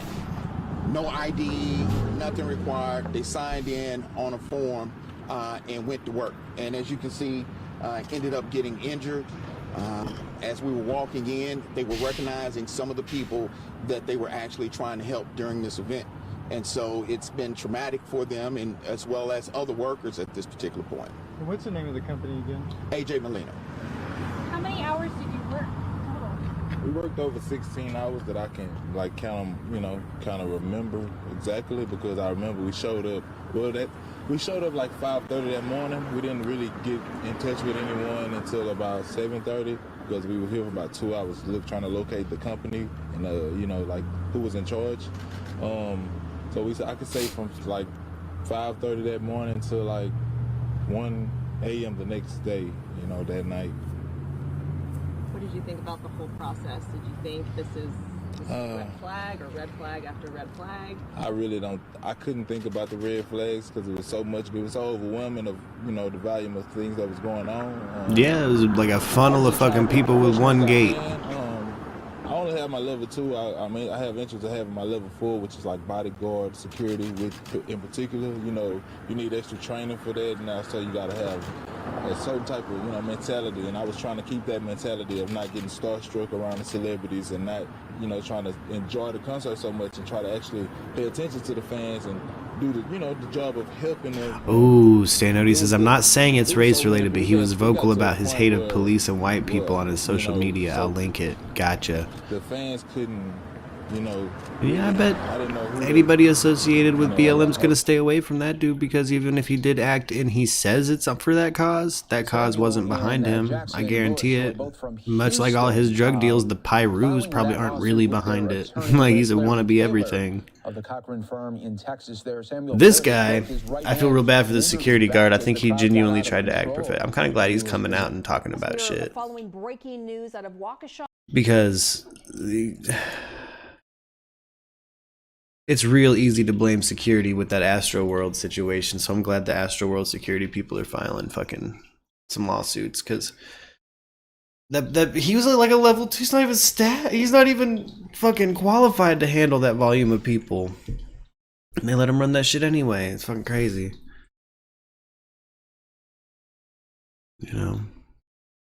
like, yeah, Stanody, like, that's the like, when there should have been people he's reporting to that are hella big. Like, he's already guarding celebrities.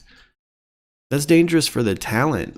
Like, what if that dude wasn't somebody thinking, like, you know what I mean, with a career in security? What if he was just a schmuck with a level 1, got hired and fucking wanted to stab Drake?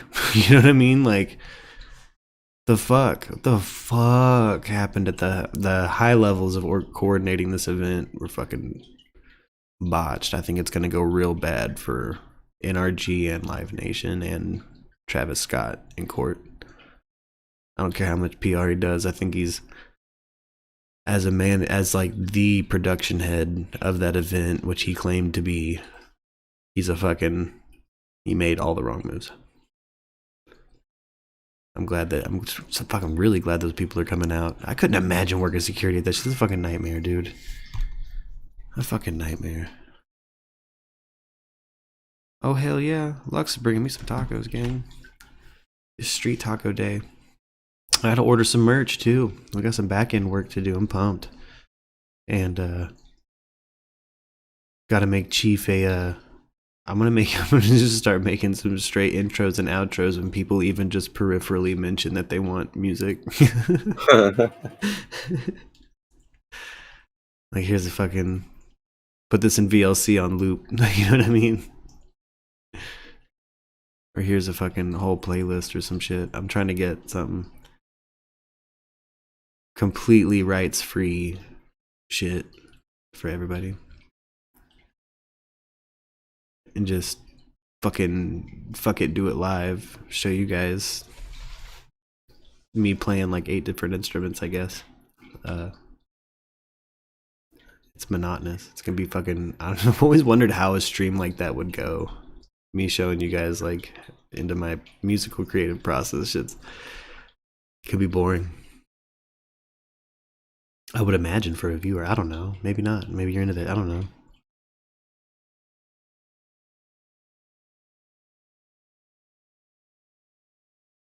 Kathy and I are praying for Kesha tonight. Oh. So we thinking Wisconsin's gonna slap this dude as hard as fucking possible?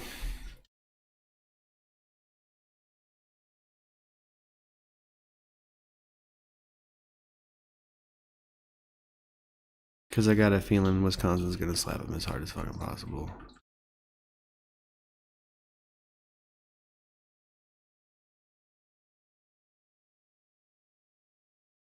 What, Danny Drew? Ben Crump. Nowhere to found on this one. No money to be made? Thumbs up? I'm confused. Oh, is he a BLM person? Ben Crump? Yeah. No, this is a weird topic. I guess a lot of people aren't talking about this one. Like, YouTubers aren't talking about this one. It is particularly tragic. So, you know, a lot of people are probably nervous to talk about something so fresh. There's people who are dying and actively in the hospital and in the ICU right now, but that's not the first time I've covered something like this on this channel, so I'll go there. I'm trying to speculate. I got a feeling. Special guest, hello. While you were gone, I've watched some social media from the suspected, or well, from the suspect in custody, the driver in the Wisconsin situation, and he was engaging in sex trafficking. He denies it. He denies being a pedophile anyway. He didn't know apparently a girl he was trafficking was 16.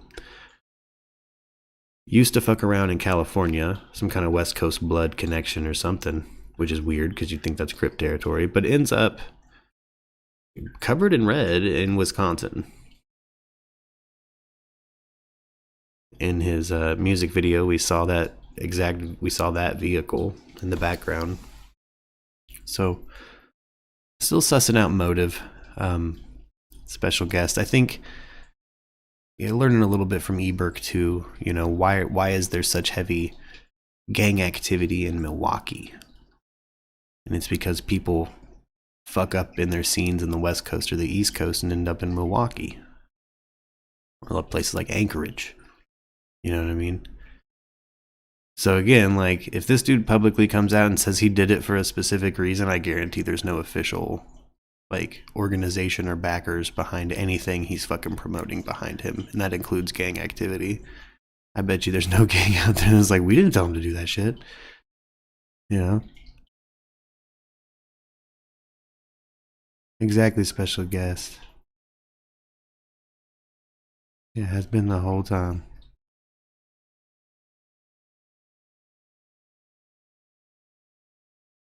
Oh, you think Ben Crump is a race baiter? Milwaukee has been a landing spot for counterculture types since the 60s. Well, see, and I knew that about Milwaukee. I'm sure there's an air base probably around there somewhere. You know, but like the gang activity, I had watched, I want to say something on Vice probably that was, I think about Milwaukee's gang issues in particular. And it is bad, it can get bad in Wisconsin. I didn't, you know, you hear Wisconsin, you don't think that. Their PR is pretty solid. It's like you think Green Bay Packers, cheese, poutine. I don't know. I don't think Bloods and Crips. You know what I'm saying? Like, you just don't think fucking Bloods and Crips when you think you think that 70s show. You don't think, you know, Bloods and Crips fucking shooting each other, or someone driving a fucking van through a street, or the Kyle Rittenhouse thing. You don't think Black Lives Matter protest. You don't. I mean, I just don't. I can't say I've ever known a hot ass rapper coming out of Wisconsin, even not one that reps Wisconsin. So I don't, like, just for that scene, that clique, that culture, that pocket of counterculture. I don't know if that's so weird. They have like almost no representation, but it is there heavily. Oh, as wild, yeah, Bone Thugs and Harmony, yeah. Some people do find it weird that like Southside Chicago or the Midwest is that we have as much crime. I guess that's a good example too. But like where the fuck are Bone Thugs from? I forget. Isn't it like somewhere around Chicago? I thought. I'm thinking like Twista or some shit. It's right on that trafficking route to the East Coast. That makes sense, Eberg. And it also, you can hop up into Canada. You might be near some airports in that part of Wisconsin. There's also just weird energies in Milwaukee. Isn't that where Dahmer was fucking active? Like, it does have a strange counterculture scene. Cleveland. Thank you, Stan Odie. Thank you, special guest. Cleveland, Ohio is where, you think Cleveland, you think fucking the Drew Carey show, and you don't necessarily think gang crime. But yeah, it is dangerous as fucking Cleveland. Weird. Huh. Well, you know, I'm sure we've talked on the Tattered Map a bit about, you know, why gangs are potentially the way they are now. You know, I think some gangs are obviously little stay-behind groups funded by somebody. Where are they getting the guns? Where are they getting the drugs? Where are they getting the money? Where are they, you know?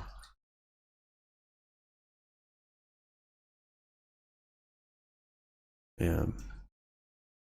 Oh, Laverne and Shirley. Yeah, Laverne and Shirley was also, that's also good Wisconsin PR. Boy, there is a bunch of good Wisconsin PR. I never really noticed that until now. Fucking weird. Yeah, Laverne and Shirley. That show was it. That was hey, you think beer and Polish sausage and shit? I don't know. I don't think gang crime with this kind of stuff, and I just don't know. Oh shit! Oh shit! The Queen's here, and she's got tacos. They better have gotten yours right. It's okay. Specific. It's okay if they didn't. All right. Well, shit. Hour and a half in. Hello. Taking it having kind of a chill Monday. I think I'll come back and just do some beats and hang out. But I think we'll go ahead and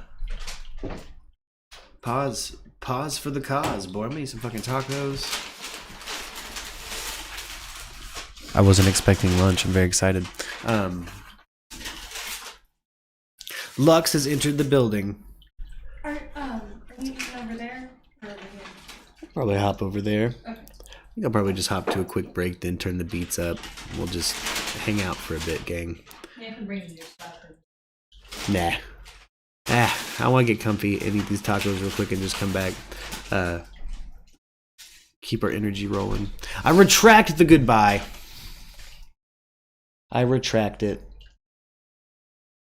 Because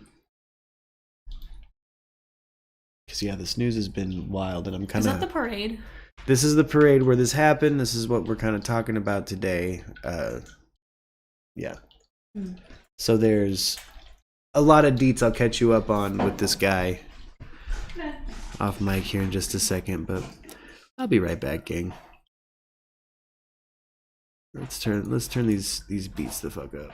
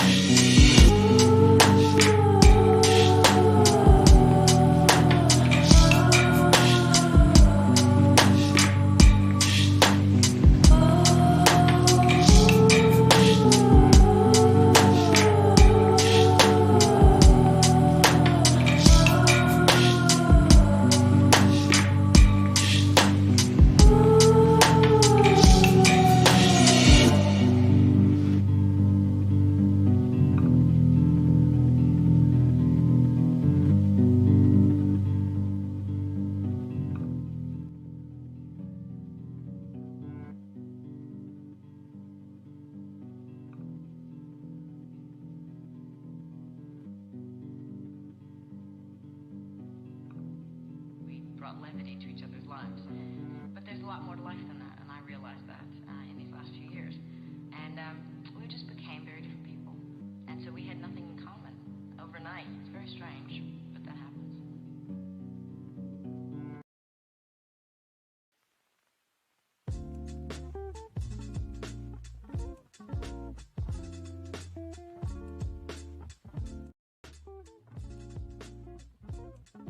All right. We're back, y'all. Hi. Oh, man. I didn't leave for goodsies. Thought we'd hang out. Luck's gonna work from home for a little bit. Keep chit-chatting, catching up on the news. We just heard some unfortunate news about Chris Daughtry's daughter was found deceased. And potentially a homicide investigation pending, but that's the rumors. So we'll see. Probably report on some new spicy news. Things come back, but the Wisconsin situation, Lux, is kind of a nutty one, in my opinion. Like I think I saw Danny Drew in here earlier saying that it, you know, he thinks it might. I got the vibe he's maybe saying dude was probably doing it in the name of Black Lives Matter or something like that, but this dude's not legit in anything he does, so I know he's not. I know he didn't. I know that's not why he did that. Yeah. You know? So, just have to see where things go. I'm gonna turn this up. We're gonna grab some hits. I just ate some tacos, guys. At least 40 to 50 miles an hour just came through. And I saw people on the ground. There's blood. It was really bad. Yeah, so this woman, obviously, among many others who made it out, but you got to imagine the trauma that is now setting in. These children, these parents watching this tragedy unfold. The Archdiocese here in this community tells us that among the victims is a Catholic priest, along with parishioners and several Catholic school children. This is an ongoing investigation. There are still answers that we are waiting for, and we know that we are likely going to get some more information on this in the coming hours when police hold that next update and press conference. Mika? All right, thank you so much. YouTube algorithmically doesn't want to show me anything greatly about it. Appreciated. What a tragedy. It is unfathomable. Let's bring in right now NBC News investigations reporter Tom Winter to figure out how this nightmare unfolded. Tom, a couple of things right now based on your sources. They do not believe this is an act of terrorism? That's correct, Joe, and good morning. In speaking with at least 4 to 5 senior law enforcement officials who have been briefed on this, it's the reporting of myself, my colleague Jonathan Deans, and Mike Cosner, that at this stage of the investigation, at this moment, at least what they've uncovered so far, there's no indication or nexus to terrorism here, either foreign-inspired, think something along the lines of an ISIS-inspired attack, nothing domestic, something that might have to do with a racial or ethnic motive. So there's no indication of that so far in this investigation. There's also no indication so far that this has anything to do with a retaliation or retaliatory attack tied to the Kyle Rittenhouse verdict either. So I think those are two important things to say right away. We're also being told that essentially this is the chain of events as police best understand it at this time. So there was some sort of a knife fight or stabbing that occurred in a nearby park in this town, in this city yesterday. And then this person of interest who's being questioned at this time, or was at least being questioned. Oh, is he fleeing a different crime? Is somebody who was involved in that. And in the course of fleeing that, drove into this parade and obviously killed and injured a number of adults and children. Now, I think a couple of things that we're still trying to get a handle on is why did this person choose this particular route to flee this crime? Obviously, as we just saw, dude was fleeing a stabbing and drove into a parade. Turns we need out, to try to get a better sense of why they chose this particular path, based on our reporting, based on public source information that we've been able to look into. This person has a deep and detailed criminal history, a history of violence. So that's something that we'll be taking a closer look at. Same with law enforcement today. Shit. So we'll be following that. I think a couple of other things that we'll be keeping an eye on is fucking was this person being chased at all? If Just not, then again, why did they choose this route? So you can understand why we're being so cautious at this stage, Joe and Mika. He was fleeing a stabbing he was involved in. But based on that, we're getting some indications that this is not terrorism related. Well, again, the information that you've been Well, getting, that's horrifying. and others have been getting through the night. Again, and that's just where we are right now. So this person committed the stabbing, or they were just there? Involved in some way. And like just went through a whole ass parade. Definitely involved in the way, as in like getaway driver for the stabbing situation, and then drove into a parade. Again, based on your reporting, it just seems like he was finding a route to escape that night fight. That it was actually more of a random choice. That's what all indications are at this point. I'd like to know why Wait, he is chose this person still missing? route. Also, there was some No, they have him in indication custody recent now. Oh, okay. filings that he may have been in trouble with the law in the past several weeks. So was this somebody who just decided, I'm not going back to jail and I want to do a lot of harm, and saw a As from target early of as piss this opportunity in morning. this Christmas parade? Either way, it's just a shocking and horrific crime. Having seen the video that you played there till its conclusion as a parent, it's just very difficult. That's to look insane. at, It's Joe. insane. NBC's Tom Winter, thank you very much for Hard your to reporting this finish. morning. I can't. Hey, thanks so much for watching our YouTube channel. You can follow up on today's top stories and breaking news, or catch up on your favorite MSNBC shows all in one place. Download the NBC News. From Mr. Bryant's perspective, when Here's did the Roddy defense's Bryant closing arguments know for the Arbery trial, that by the Michaels way. brought guns? Let's kind of just I would keep checking submit out the to news you today, guys. that It's Mr. just a talk Bryan show doesn't today. know that there's We just a chill. gun until it goes off. Not because it wasn't Oh, there. that's his but tea you see time. what Mr. Bryan said. When did There we Roddy go. Bryan know Travis would shoot Mr. Arbery? I would submit to you he can't know until Mr. Arbery is actually shot. And at that point, what could Roddy Danny Bryan Drew, do that's good. to stop this? Tiger Woods is tragic back practicing. The state has thrown out all kinds of things. After his car wreck. He Yeah. could have honked his horn. He could have gone to the Hi, left. Erica. He could have gone to the right. He Hey. should have backed up. Well, To the five. obviously, if Mr. Bryan saw a shotgun pointing down the street in his direction, he probably would have at least ducked. But he doesn't do that because Roddy Bryan can't see the gun. And when the state tells you that he was hunting Mr. Arbery down, what He they're was. trying to tell you is that he's going down the road towards them when he's going up the road away from them. And when he Big says he Follows turns is back. around, Oh, brings the gee. video back. Big up, Big Follows. That's the video that we I gotta do have. this meeting real quick. The only video we have of this shooting. She got a And big Mr. Bryant working. says on the side of the road on February 23rd to Officer Minshew, I was trying to record what happened. I don't know what I got. I think I got 2 or 3. He only got 1. But fortunately, he got the one that you need to figure out what justice is in this case. And again, it's not for Roddy Bryan, it's not for me to say what justice is here between Michaels and Mr. Arbery and his family. That's not our call, that's your call. But again, but for Mr. Bryan, whether you call it serendipity, luck, coincidence, or the hand of God here, not once, but twice. Stanoti, the someone who tacos keeps to were themselves, delicious. Who never gets involved in anybody else's business. Who Delicious. is almost a stranger in his own neighborhood, has now gone out and gotten a video, which is She the hit up best Street evidence Taco for you to look at. down the and trying to road. figure out what happened here. But the Queen spoiled me this weekend, gang. I have Now, no clue why I woke up in a It's sour going to come ass up in mood. different contexts. I have no reason The judge is to going be to in instruct one. you on the principle of abandonment. And it has more than one application here, but basically, if Ooh. somebody abandons a criminal enterprise, then they cannot be held criminally responsible for it. Well, maybe you believe that Mr.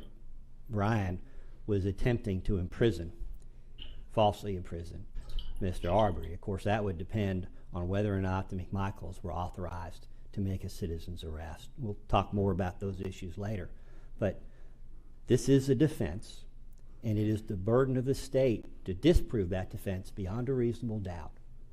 Under the facts of this case, from this video, as we've just gone through, how could anyone say beyond a reasonable doubt that Mr. Bryan, having turned away, that he didn't come back for the right reasons? How can one say that he's lied on February 23rd when he says he was trying to get a recording of Mr. Arbery, that he was trying to document what was going on because he thought Mr. Arbery was going to get away and he wanted the police to have that information? Those aren't my words. Those are his words, way back, moments after the shooting. Now, having seen that Mr. Bryan was going away and then turned around and put the video back up, how is that not a reasonable doubt in this case? Now, I don't know what Ms. Dunikowski is going to say. Is going to say when she gets back up here. I do know that we get a rebuttal as we has been involved in this case. As I remember from Jameson from watching the last closing arguments we watched. This, enhance that. We got 20 million frames of every second of the footage in this case. But how, in the course of all that work, hey, Curly, doing pretty good. How's the puppers doing, Curly? Figure out that they have this case all wrong. How's Frankie? How's our boy? Possible? And how do you know that? Count the gear shifts, ladies and gentlemen. The state's theory is that there's 3 shifts, 3 changes in direction. That's 6 gear shifts. They're not audible. We know what happened. And I don't care what Travis McMichael says. I don't care what anybody else says. I'm looking at the video, and I'm listening for the changes. You know that when this right here, when Mr. Arbery turns around, and whatever Mr. Bryan thinks he's doing with the wheel, I don't see much actual movement. Okay? I see him at 2 miles an hour, and then his foot's off the gas pedal. Whatever Mr. Bryan thinks he did, I don't think it was much. But you know that he's driving away from Mr. Arbery at this point because he can't go back this defense and go back is such and go back bullshit. again because there aren't enough gear shifts. Fuck these old fucking racists. All right, I think we're done with that one. I want to talk to you about felony murder. Now, there are more capable lawyers than I in this courtroom, and they certainly have come up with great ways to analyze all these things that make it simple. I'm just not quite as adept as they are. So if I take a little longer, I apologize. The predicate offenses for the felony murder counts, those are counts 2, 3, 4, and 5, or counts 6, 7, 8, and 9. And I will address. I'm going to go ahead and just agree with you, Curly. I think right now, if it's solid, he's doing a lot better. Cause. Because to support any of the felony murder counts in this case, there has to be a causal relationship to the death of Ahmaud Arbery. And there is no such relationship in this case. Without trying to put words in the court's mouth, I think the court's going to charge you. I'm not there yet. You may find the defendant guilty of felony murder if you believe that Mr. Bryan caused the death of Mr. Arbery, regardless of whether Mr. Bryan intended the death to occur. That's felony murder. There must be some causal connection between the felony and the death. The court, I believe, will instruct you that felony murder is not established simply because the death occurred at the same time or shortly after the felony was attempted or committed. The burden on the state is much greater. The felony must have been directly caused, directly caused the death, or played both a substantial and necessary part in causing the death. In this case, you may also consider whether any intervening act, those are my words, whether on the part of the McMichaels or Mr. Arbery were sufficient to break the causal chain of events. Mr. actually I believe both of the lawyers that preceded me for the McMichael defendants have pointed out the error in the state's argument here. Listen carefully to the court's charge. The words "but for" right, special appear guest? nowhere in that charge. They are not to be found. Why? Because "but for" is not the standard. It's too easy a standard. It's too low a standard. It doesn't meet the law. Why? Mr. Sheffield pointed out that but for, I think, Mr. Travis McMichael's grandparents, Travis McMichael wouldn't have been there. Likewise, I would say, but for Roddy Bryan's birth, there's no way that this crime could have taken place under the state's reasoning. You know, the same thing could be said, but for Larry English installing surveillance cameras. The McMichaels would never have known that this was the fellow running by them. But for Matt Albenzi pulling out his wood chipper that day and working in the front yard, he never would have saw Mr. Arbery. But for the actions of Robert Rash and Diego Perez, this incident might not have happened. But for Mr. Albenzi calling the normal police number instead of 911, the police might have responded faster. Well, that's long enough for the antibiotics he's got in him to kind of stay working. And cutting off the Satilla Drive exit, Mr. Arbery might have escaped. This should work out, Curly. But for 100 different things, all of which had to come together in the exact sequence for this tragedy to take place, it could not have happened. So simply saying that, Curly. but for I'm Mr. glad Bryan Curly's doing being good. there that day, that's not the standard. And the state doesn't even try and meet the standard that the court is going to instruct you on. Now maybe they're just waiting until they have the last word. And all I can say about that is that's just dirty pool. And I certainly hope that's Well, not of course, Curly. It's really scary having to Again, deal with all respect to the state, a puppers in bad health, has some man. very capable And lawyers. When we look objectively, I love a at Shih the Tzu, man. I love a good February Shih Tzu. 23rd, That's a good I pupper, would dude. respectfully submit to you that Roddy Bryan's presence He looks like a fighter to me, is Frankie. absolutely So he's gonna be superb kicking. and irrelevant to the tragic death of Ahmaud Arbery. Now that may not be intuitively obvious, but if you think about it, I believe you'll agree.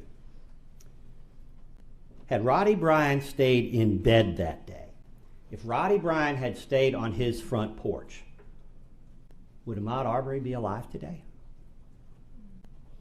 Oh, hell yeah. Is See, holding that down these food's men, and I'm not massive. saying That's a the good case. deal, You Curly. decide what the deal is with the co-defendant. But if the theory is that That's a these good men deal. were vigilantes and harbored some ill will towards Mr. Arbery. They did. Obviously, they squatted up on the dude. Mr. Arbery can't outrun bullets. They've been chasing him for a while. And he's at practically point blank range even before he comes around the truck. The problem is for the state that Mr. Albenzi, thankfully not indicted, not yet anyway, Mr. Albenzi is down the street with his firearm.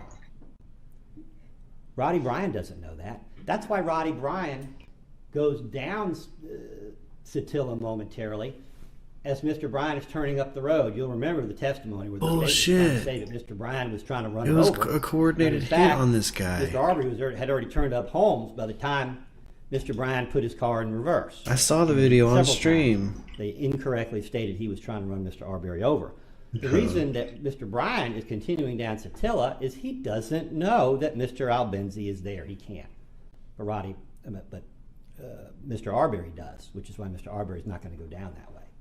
Now, my point to you is Mr. Arbery is on foot. The McMichaels are in a pickup truck. We know they circle around all the way up Zellwood to the top of Holmes. How does Mr. Bryan's presence on the road that day, whatever he thought he was doing, okay? Because if the idea is that he imprisoned Mr. Arbery by himself, that somehow, and those are the words he uses, that he cornered Mr. Arbery by himself, I guess, between his truck and the mailbox, I don't know, between his truck and the marsh. I don't know. The state will have to explain the theory to you. But the truck can go a lot faster.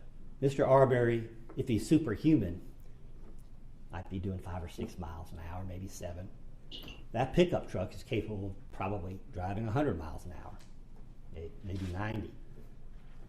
Mr. Bryan's presence on the road has nothing to do with the ability of the McMichael defendants to cut Mr. Arbery off. Why?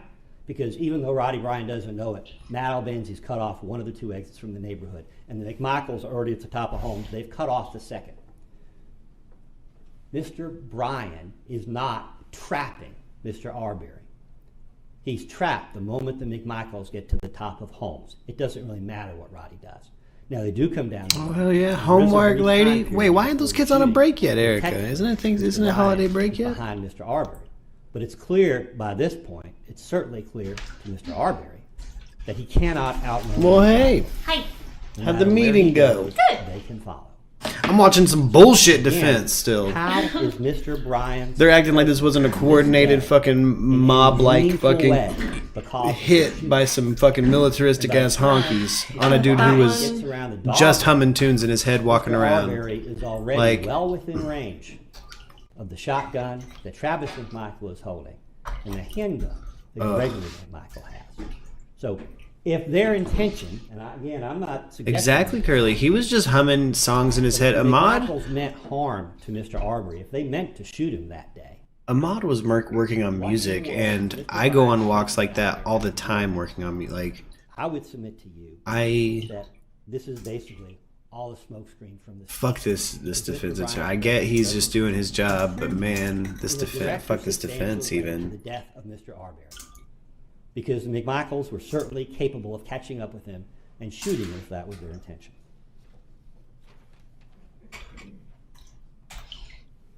Yeah.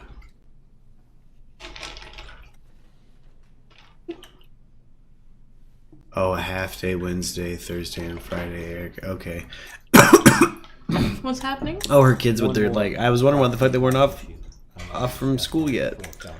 Oh, for Thanksgiving? Yeah. They don't do weeks anymore? I guess not. Not where her kids are. That's some old bullshit. The judge is going to instruct you that the causation must be direct and it must be substantial. And although the charge doesn't use the words, essentially it must be unbroken. Anything that breaks the chain of causation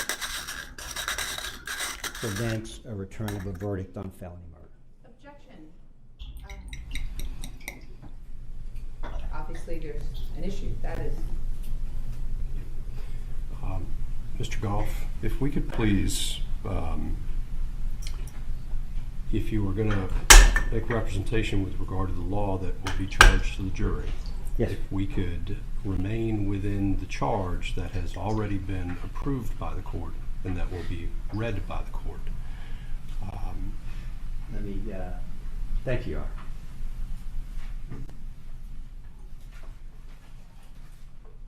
What was that look on his face? Different candor and tone. Let me go back and make sure I haven't misspoken. The court is going to charge you, I believe, that the felony must have directly caused the death or played a substantial and necessary part in causing the death. In this case, what I'm suggesting to you is that if either the actions of Mr. Arbery Exactly, Curly. I think the same thing. Dude's just racist as fuck. or the actions of both Everybody involved, everybody that got in those trucks knew why they got in those fucking trucks. then Mr. Bryan cannot be the direct, the substantial, and the necessary cause of that death. What am I talking about? I think it's already been referenced. I could be wrong. I don't want to misspeak. That that Ahmaud Arbery turns in front of the vehicle at the last, the white pickup truck at the last moment, and basically meets Travis McMichael in the front of the Right, Stanley, it's a weird ass defense to begin with.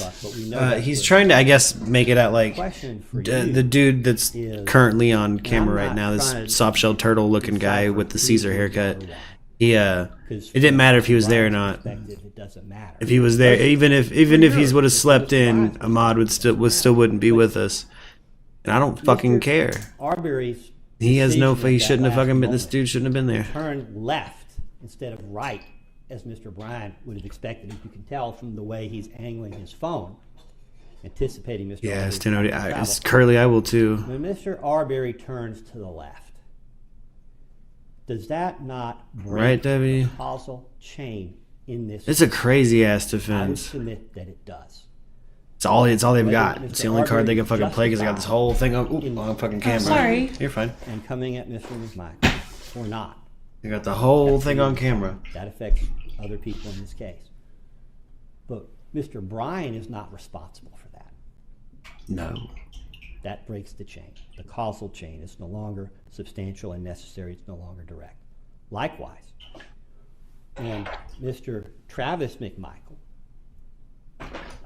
closes the distance from to the left of the truck as you're looking at it on the screen towards the middle of the truck, or exactly where.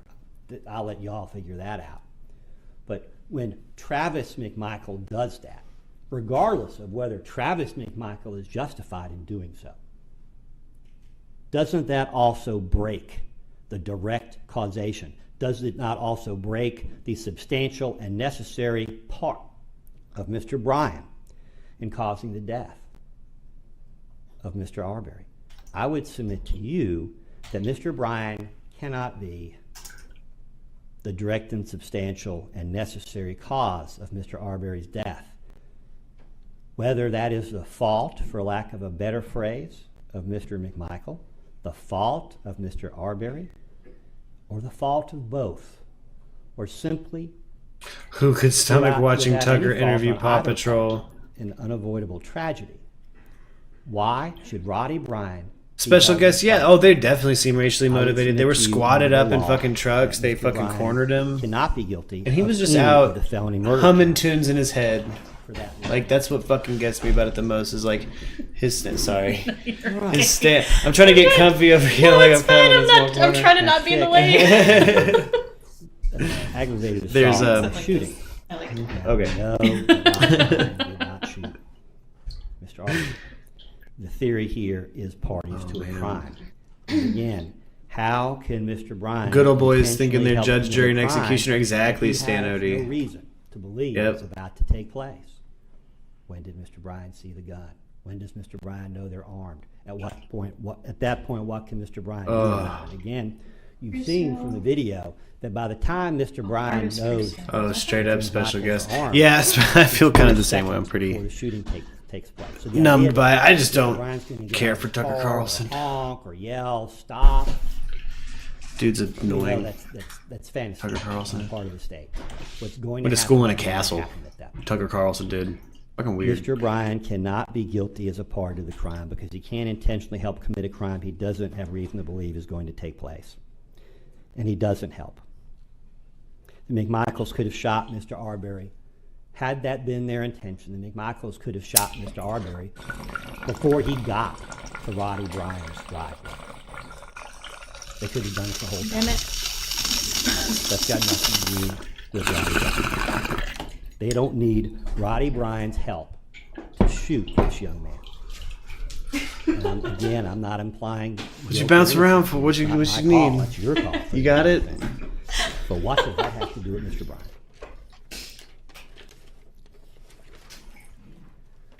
That takes us back to aggravated assault, count 7. I've discussed the physical evidence with you before, the lack thereof, and I'm going to go through that just as quickly as I can.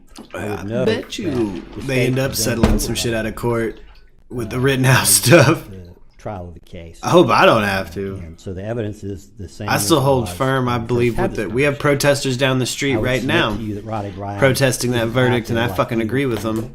I think that verdict was bullshit. How do we know that? First, where are the pictures of the damage done by his truck tires? There's no evidence of that. Second, there's no evidence neighbors complained or reported destruction. Third, there's no evidence of landscaping material or other material on the underside of his truck. How could this be with a deep, perhaps watery drain? I think the evidence was conflicting. Drainage ditch running along much of Burford.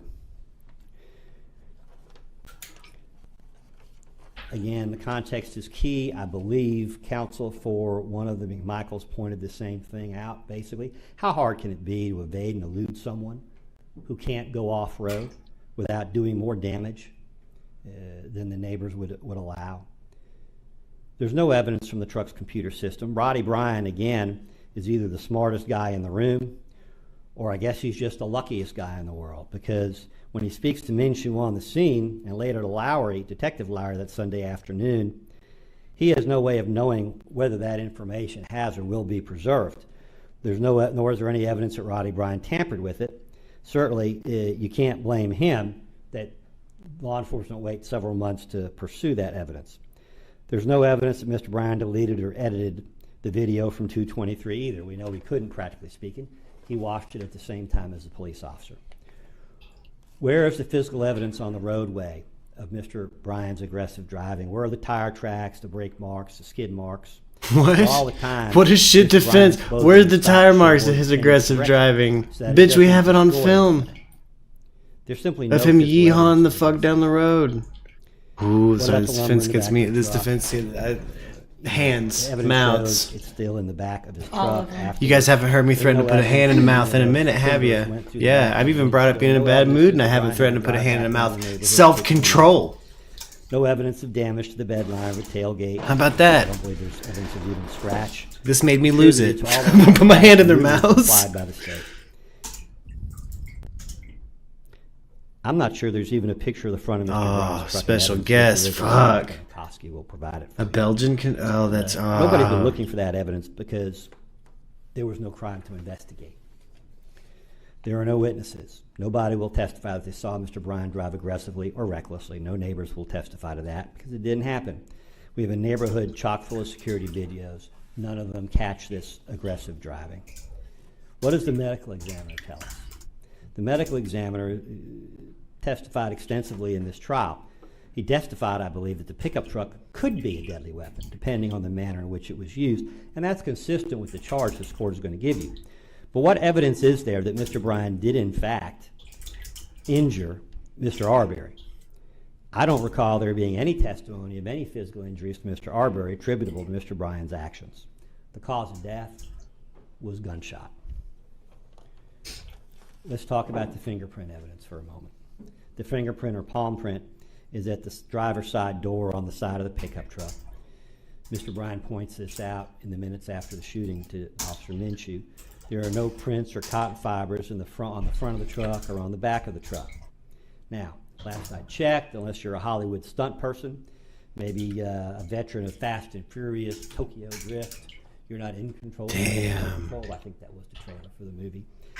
Absent something extraordinary like that, we know that pickup trucks don't move sideways. We also know, when I said earlier there was no witness, we have a witness, and that's Travis McMichael. Travis McMichael testified about the events of 2/23/20. Travis McMichael did not testify to aggressive driving on the part of Roddy Bryan. Travis McMichael testified, I believe, to Mr. Arbery attempting to get in Roddy Bryan's vehicle not once but twice.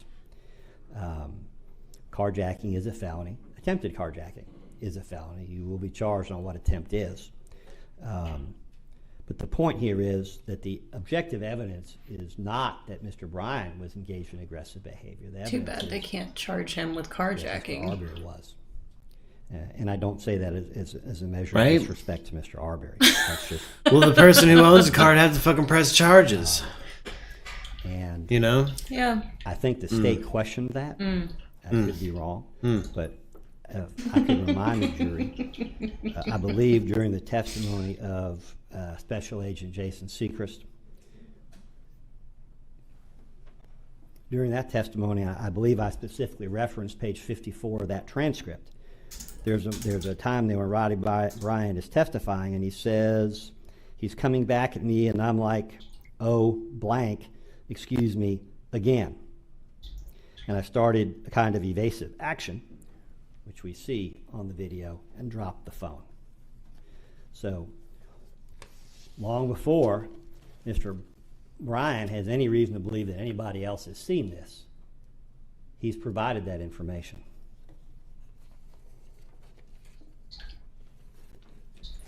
I'm getting a look. What time is it? Oh, okay. getting back to Mr. Bryan's statements, as I've indicated before, context is the key. It's not what the words Mr. Bryan's using. It's the truth, the meaning that he's attempting to convey with them. And I think I may have used the example before. If I were to say, I ran into your ex in the parking lot at Walmart, you wouldn't assume I ran them over, although technically you could interpret the words that way. There are a lot of words that we use. When we talk on this coming weekend, when Bulldog fans talk about wrecking tech, we don't actually expect that they will. It's a figure of speech.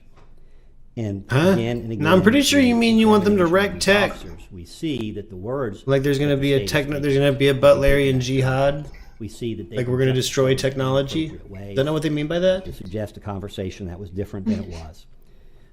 But I don't know sports that well. You remember this discussion, but I assume that's the part of the sports ball event where people take their cell phones out and crack them in fucking half. And they all chant fucking masculine, masculine, masculine. At the time of all these interviews, they fucking smashed the Jumbotron. At the conclusion of the Glenn further increasing our nation's deficit. Roddy Bryan may not be careful with his words, but Roddy Bryan's never been told anybody's lifting action. I don't know much about sport. Is that not what happens? 3 good, solid police officers. They said we're gonna wreck tech. Everyone's like, "Rah!" Just fucking ripping their shirts open. Oh yeah, that breaking their happens. cell phones. Sure. Spitting on the cell phones. Not the transcripts, the actual summaries. 3 police officers who know exactly what they're fucking CTE, CTE, CTE. None of them interpret his words to suggest yeah. that he was involved in false imprisonment. Is that not how? None of them read. I've only seen hockey live a few times. Baseball, I know that didn't happen then, but that if 3 police officers, I'm sure football gets bucked. It turns out to be a total of hours. Okay, you remember it gets a little crazy. Thank you for crazy. being here with us and listening in to these closing arguments down in Georgia. Some of you are going to be seeing a 2-minute break as we continue. The new missile satellite, Curly. Yeah, isn't it weird we're announcing that right after we found some weird Russian debris that we were pissed about? And if that isn't a reasonable doubt on count 7, aggravated space is assault, sucking up our tax dollars and needs to be stopped. We immediately, as a response to this debris, before I made some laser guns. Count 7. I do want to discuss lesser offenses. I'm not really sure what to call them. To shoot that shit out of the sky. Out of the history of predictable, stupid mammals, we might be the most predictable of stupid mammals. Charge you on 2 lesser offenses. 2 of them are we're paying for it. Garden variety. One is a traffic offense. I am for your consideration. The third already so ready for the next election. Reckless conduct. We don't do that very often, so let me take a minute and discuss that.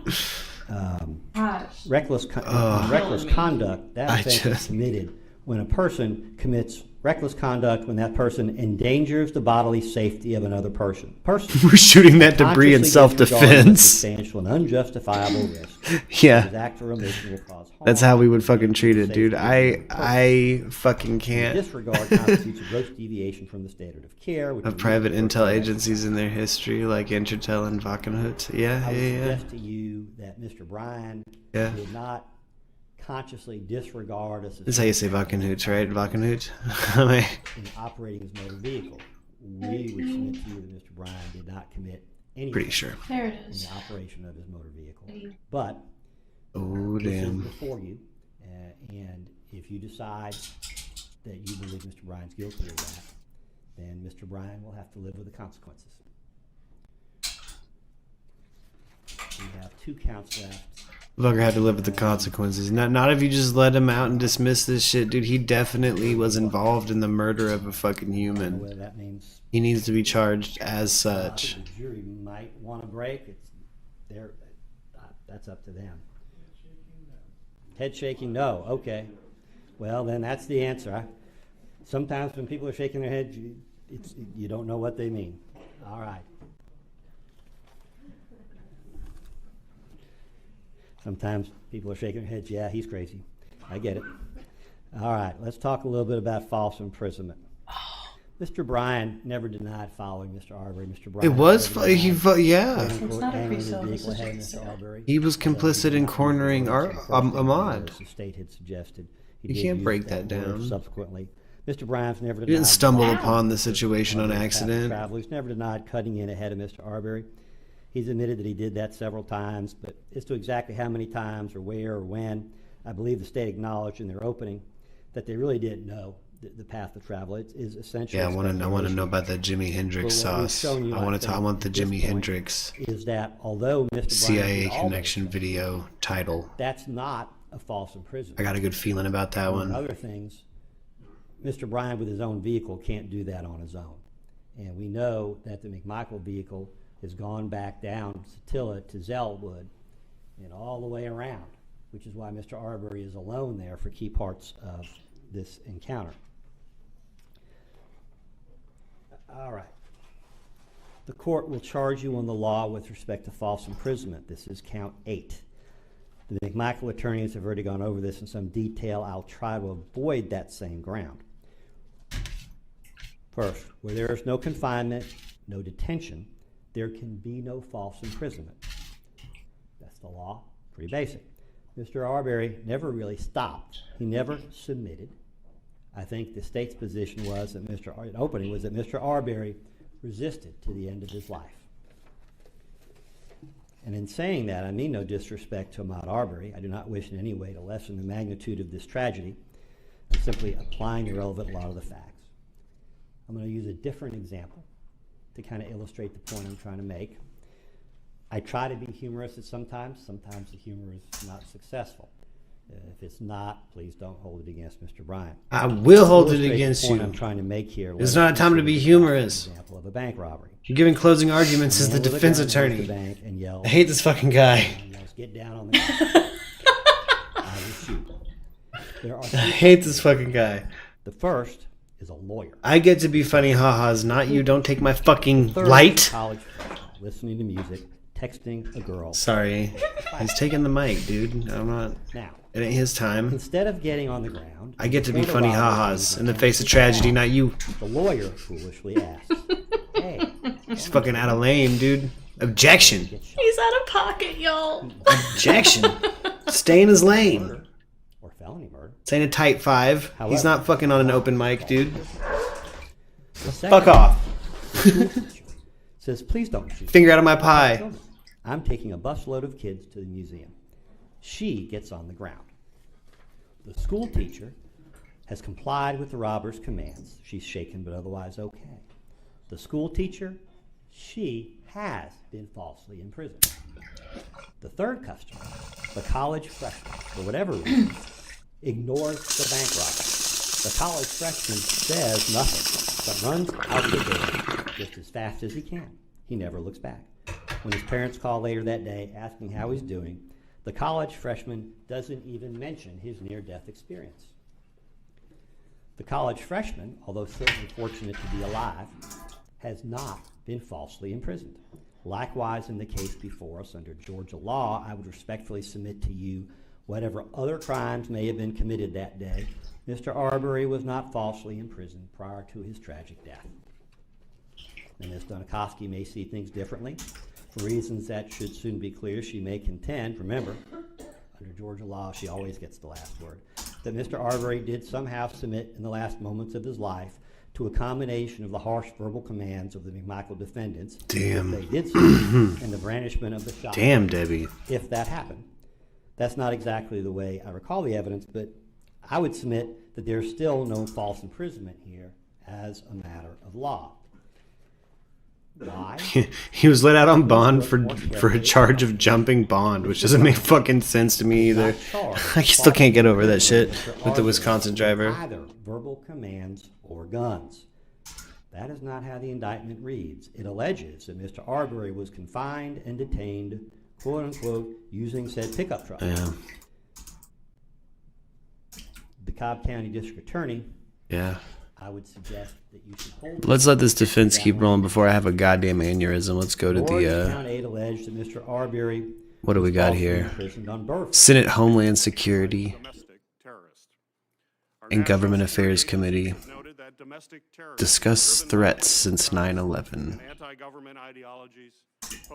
Let's see if they find a way to justify stripping some rights today, guys. You know what I'm saying? Let's see how it goes.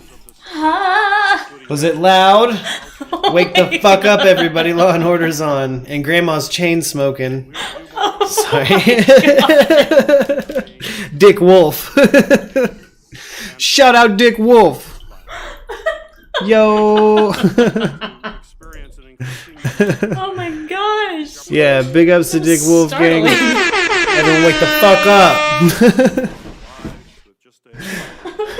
We're not going to be live Tuesday. Hell of a segue. Like and subscribe, everybody. What up, Allie? Yeah, to hop off of that, I bet you right now we got this committee meeting to strip some fucking rights from us as we fucking speak in the sake of security. Hi, Allie Cattails. But they need to stop trying to see my scrot, dude. If you want to see my nuts, just ask. Government, just ask. Just ask, don't take it. It's rude. That's crazy ex-girlfriend breaking your phone shit. You know what I'm saying? Like, the government goes out there with it. I bet you they're trying to today, right now. Yeah, that's right. I slipped a fucking conspiracy podcast on y'all. Surprise, some motherfucking prize. I turned it down. It's on. That's a lot better. Thank you. Yeah, not a problem. Blew out my ears. Sorry. Grandma was chain smoking. The oven was preheated. We got pierogies on, baby, and she's fucking Law and Order, dude. Dick Wolf. You better be up. It's 9 a.m. And Babushka's chiefing. Anyway. Can anybody draw me a babushka just smoking a fat blunt? I don't know why I would commission that, but I want it. I want a hoodie with a babushka smoking weed. And I know special guest wants one, whether he's would admit it or not. He'd wear it. It's just straight. Someone's Russian grandma, Albanian, you know, Turkish, whatever. Give me Yugoslavia, give me a, you know, Slovenian, Slovakian, give me a fucking babushka smoking weed. The Merc Radio hoodie. But let's just tune into Senator Peters here. What do we got going on? Oh shit, again, I wanted to bring this up while we were still streaming too. Fucking, and we're talking about government bullshit. Arizona's Attorney General said they're suing the government today, dude. They're done with the vaccine mandates. Yeah. It's strangling Fremen culture. We can't do that fucking metropolitan mandate shit. It's hurting us out here in the desert. Yeah, if you put too many mandates on, suddenly you can't get ground beef. And it's like, dude, the fuck? You know. That's kind of where we're at. Yeah, like you can't get ground beef, you can't get biscuits. Like, dude, come on. There's shit that don't grow in the desert that we have to import here. These mandates stop. Seriously halt and limit the supply from these imports. And just I can tell that the regulation and the mandates on a federal level are not taking that into account. It is really hard. The jail door revolves in Wisconsin. I can tell, Danny. Wisconsin seems lame. Oh yeah, and how's the recount going there in Arizona? I have no fucking clue. What up, Graf? Oh, virtual golfing. Oh, thank you, Graf. Yeah, thank you. I've kind of threw this show together by the skin of my teeth. I didn't have a plan. We had a spectacular weekend, and I just kind of knew I wouldn't be able to have a show today that would maybe be as dope as our weekend was. Our weekend was dope. It was a really nice weekend. Went to the mall. I had a mystical experience at the mall. We had a whole ass Action Bronson moment at the mall. It was fucking beautiful. I attract customer service types of I attract people sometimes. People like showing me shit. I don't know. I love it. But I was looking at some fucking singing bowls at a fucking, where the fuck were we? We were in like some random crystal touristy hippie place. Yeah, we ended up in at a the hippie mall. shop, and yeah, a straight like Northern Indian Buddhist like was showing me some singing bowls. I found one dope aluminum one that was beautiful. That straight shook my root chakra from its vibrations in a way that helped me. But I was just bitching about my root chakra. I was having like core issues. This bowl tightened my core up, dude. That's right. It was fucking magical. Like, it was funny because he was sitting there holding it, and when he was doing it, I could just see the look on his face. I was like, "Oh, that's kind of nice," and he just went, "Oh." Yeah, like it was fucking great. Like it fixed like some lower back pain of mine. I think I found a bowl that might help special guests shoulder pain. Yeah. Like I became kind of a singing bowl guy. And the funny part is that I've been sitting here dying trying to find like some cool shit to put on this coffee table. Okay, Yeah. I'm a lady. I have a home that I want to decorate. Yeah, she's looking at And I'm decor. like, and we go into this damn place, and like the first thing I'm thinking is, we could put that bowl on that table.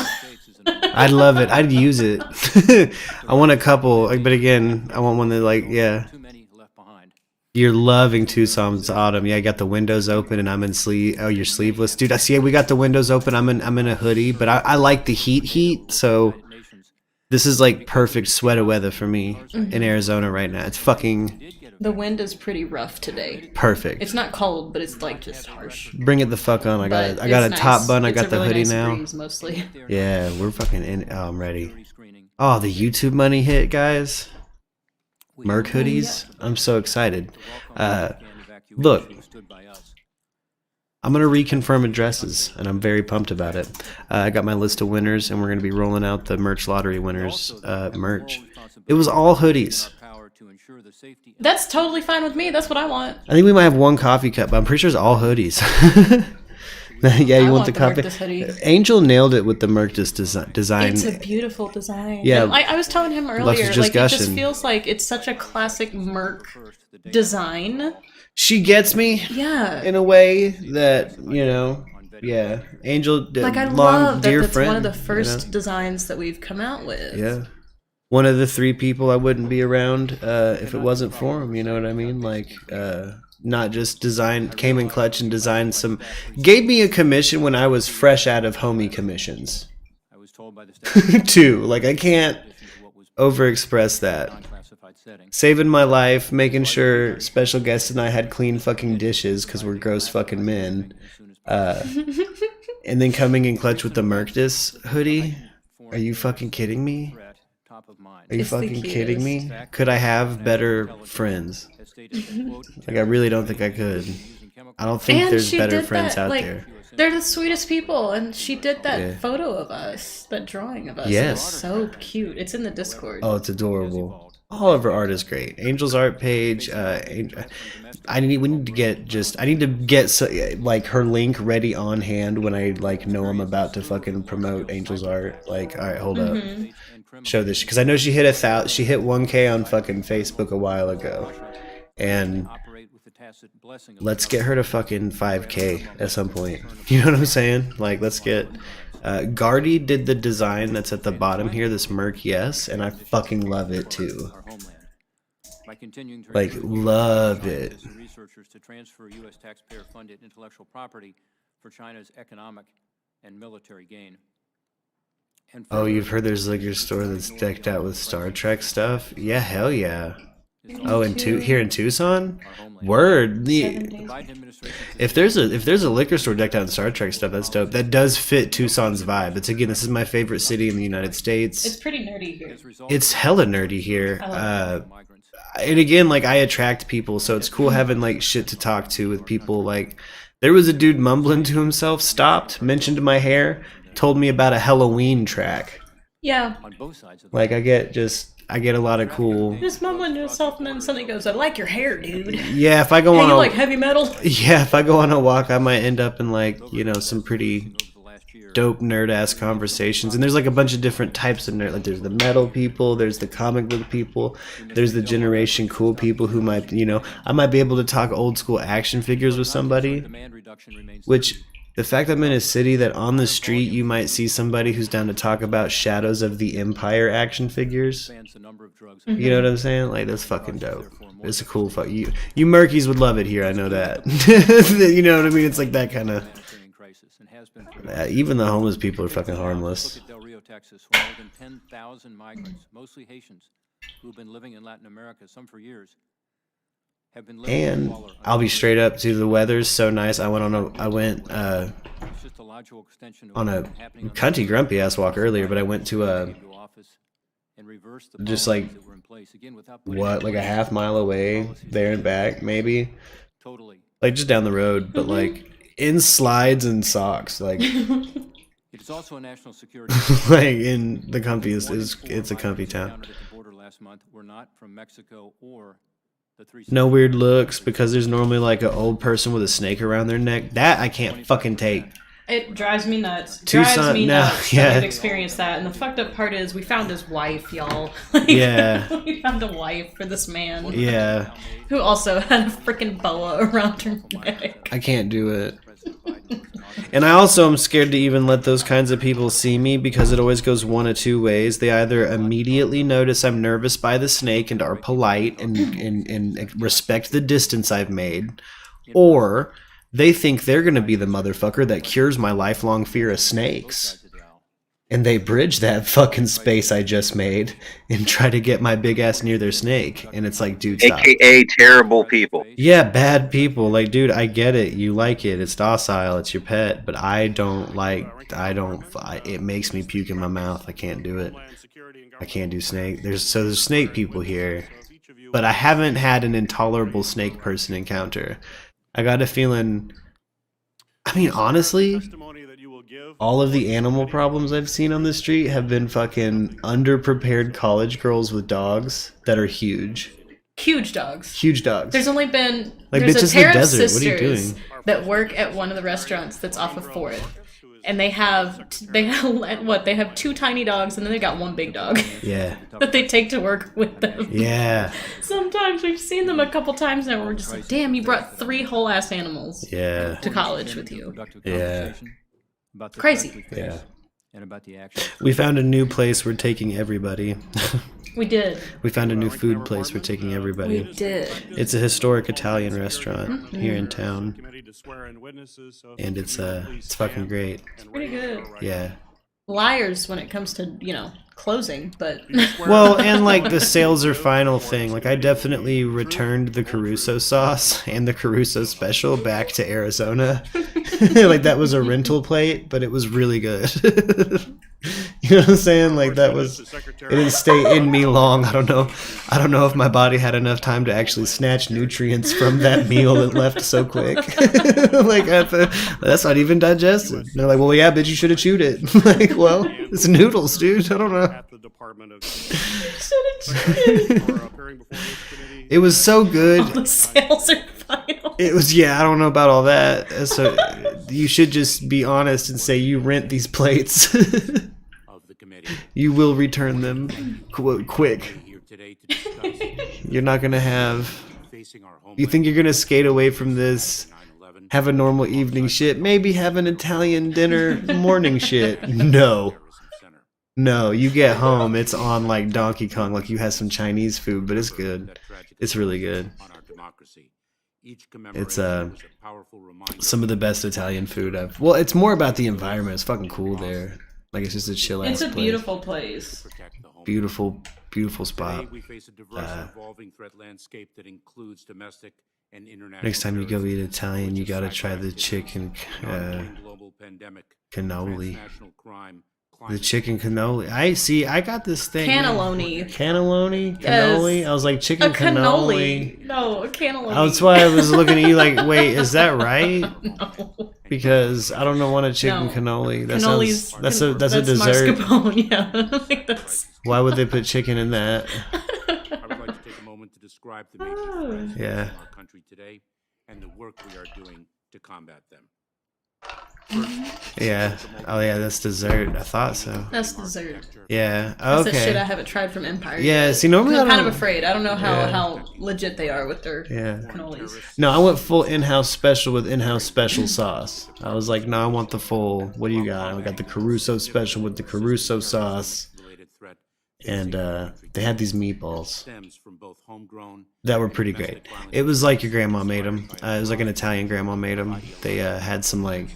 I think it was good enough. I just kind of like kept saying to myself, "Fennel," for like the rest of the night. Yeah, there was a moment I just kept saying like fennel. that night where he was like, "Fennel." I just kept saying fennel. Me? No, it was just it had every emotion in those meatballs. Is that your new Yeah. pet name? What the fuck? No, that recipe seemed turmoil. You It's could not tell. cabbage anymore. No, It's fennel. fennel. This year, for the first time, Fennel. Yeah, there was the perfect amount of fennel in the meatballs, which is weird. Typically, it's overwhelming or it's not there enough. They managed to nail it, and yeah, I found a good Italian place. Special guest, buckle the fuck up. We're going to an Italian place soon. At the same time, At some point, we're gonna go hit that patio. It's great. But everywhere's closing at 9 now because of the fucking vaccine mandates. But I don't do that. I like that. Say open longer. Well, at least update on the damn website. Or update your website. What the fuck? So I'm not out at 8:30 like, oh cool, they're open till 11. We close at 9 since the vaccine. What the fuck? Like, first of all, we showed up at 8:15. Are you serious? Homegirl's like, it'll be a 30-minute wait. I'm like, all right, cool, 8:45 at the very least.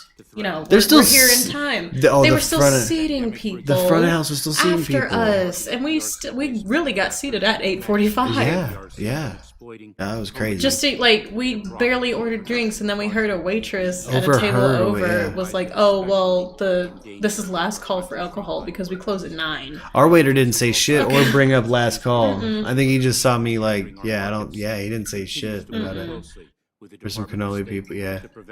Saw someone posted in Discord about Christy Giles, 24-year-old and friend allegedly drugged and dumped. Haven't seen much about, but could be a story of interest.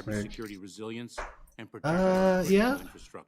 We'll see if the news runs with it, if it gains some traction. When it comes to the, there's something going on with Chris Daughtry's daughter now. Chris Daughtry, not a fan of his music, but a really big fan of his work in the Batman world. He's done a lot of charity stuff for Jim Lee and done like some Batman related charity stuff, and he's a really big fan of the comics. And a really good dude. But his eldest daughter was found dead by violent means, and seems like she was in a bad relationship, and yeah, so he's canceled a bunch of tour dates, and I'm wondering where that story goes. That one got me particularly bad earlier. To strengthen the cybersecurity and resilience of our nation's pipelines. CISA and our Office of Intelligence and Analysis are also working with all 50 Word, so you saw it too. Heck yeah. Okay, so yeah, you guys send me stuff on it. We'll pop a show on it. Have you guys fill me in on the case? Top-tier cybersecurity workforce by investing in the development of diverse talent pipelines and building the expertise to keep addressing changing threats. We are also be sure to note down Christy and Giles. optimizing grant programs to improve cybersecurity capabilities across every level of government and in local communities. Fourth, we continue making risk-based investments to keep our borders secure, including from threats posed by transnational criminal organizations. We are collaborating with our international partners to disrupt these groups, combat their illicit activities like drug trafficking and human smuggling, and hold accountable those with ties to their logistical operations, while streamlining multinational cooperation on investigations and prosecutions. Fifth, DHS continues to support nationwide efforts to combat the ongoing COVID-19 pandemic. FEMA has helped stand up more than 800 community vaccination centers, including almost Crazy 200 sauce. mobile sites to more equitably increase Crazy access source. to COVID-19 vaccines across vulnerable and rural populations. The Transportation Security Administration acted to protect the health of the traveling public and transportation personnel by implementing a federal mask mandate at airports, on commercial aircraft, and in various modes of surface transportation. Meanwhile, the U.S. Secret Service and Immigration and Customs Enforcement have partnered with other federal agencies to protect Americans from COVID-19 related fraud and criminal activity, including by preventing more than $3 billion worth of much-needed COVID-19 relief from fraudulently ending up in the pockets of criminals. Finally, we are countering the current and growing Back. Sorry to get more tea. Hurricane Ida was just the latest manifestation of a devastating reality. Natural disasters rising in intensity and destructive reach. However, this threat is not new, nor is it unique to any region. To help communities recover and remain resilient, President Biden doubled the size of the Building Resilient Infrastructure and Communities program, pouring $1 billion into wildfire resilience efforts, flood control initiatives, and much more. DHS also authorized the Summer Wells situation has $3.5 been billion in hazard mitigation hard on my grant mind. program I've been trying to keep up with it. to help I'll states, tribes, and try to review the territories Dr. adapt and Phil prepare episodes, for but the impacts of the climate crisis. Further, FEMA revised its policies to overcome historic inequities in its aid programs and ensure a fairer and more Word, equitable Allie, yeah. distribution of I've been waiting assistance to for minority, this low-income, fuck up to get on the and other news again. disenfranchised communities. Don 2 Wells. decades So I have some after news footage to 9/11, kind of pair with the Department of Homeland everything. Security remains focused on protecting our country from evolving threats. Normally over both here thinking seen like a and producer. unseen, and safeguarding our communities. We can execute this critical mission because of our incredible workforce and because of our key partners, All members of this committee, our counterparts abroad. Weeks or how long we've been going, has started marching around the courthouse, and apparently they just did one circuit. What of do the we got courthouse, here in the and Ahmaud that's Arbery trial? continuing. Got the judge Because of speaking. that, I've asked the bailiffs I don't to like go his ahead and move haircut. the jury from an exterior deliberation Just shave room the top, to an dude. interior deliberation room. So we're going to go ahead and do that just so that there's no issues. Just shave the whole thing, let's be real. With the panel and whatever may be going on outside. So that's one. Two is I did address the panel, indicated to them that the state believed it had about 2 hours of argument, that the court would still need to charge the jury before we got into deliberations, and in all probability that charge would occur tomorrow. I left the room, asked that they go ahead and notify the court where they were, and the note that I got back is we would like to leave. So based on that, I'm going to go ahead and break for the day. I'm going to start a little bit earlier tomorrow so we gain a little bit of time. So I'm planning to start at 8:30 tomorrow morning. Rebuttal Start at 8:30 tomorrow. morning, They already have and continue with closing shit going arguments on at outside the that time. deliberation room. Yeah. So we had to move them in. Yeah. People are marching around the place. Of all that work, today we have effectively closed the gap in vaccination rates among Black and brown adults. Oop. Now, Kamala to be Harris sure, is speaking. there is still We're work bouncing to do through the news a to little end bit. this pandemic. And right now, we are especially focused on getting our children over the age of 5 What vaccinated. up, Erica?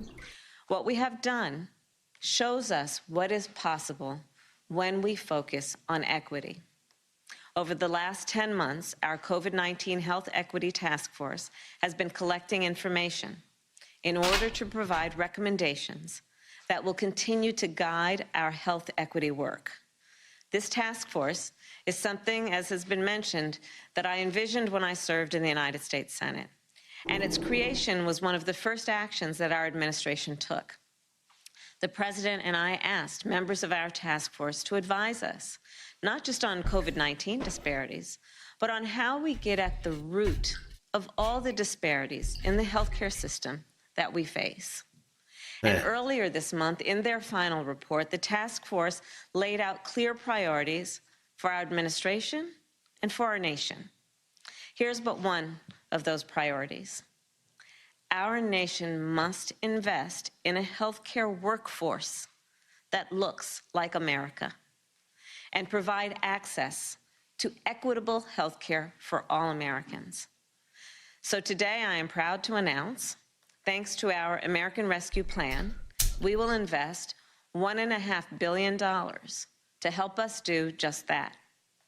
With these funds, we will invest in our National Health Service Corps and our nurse corps. Together, these healthcare professionals serve more than 23 million patients in our nation.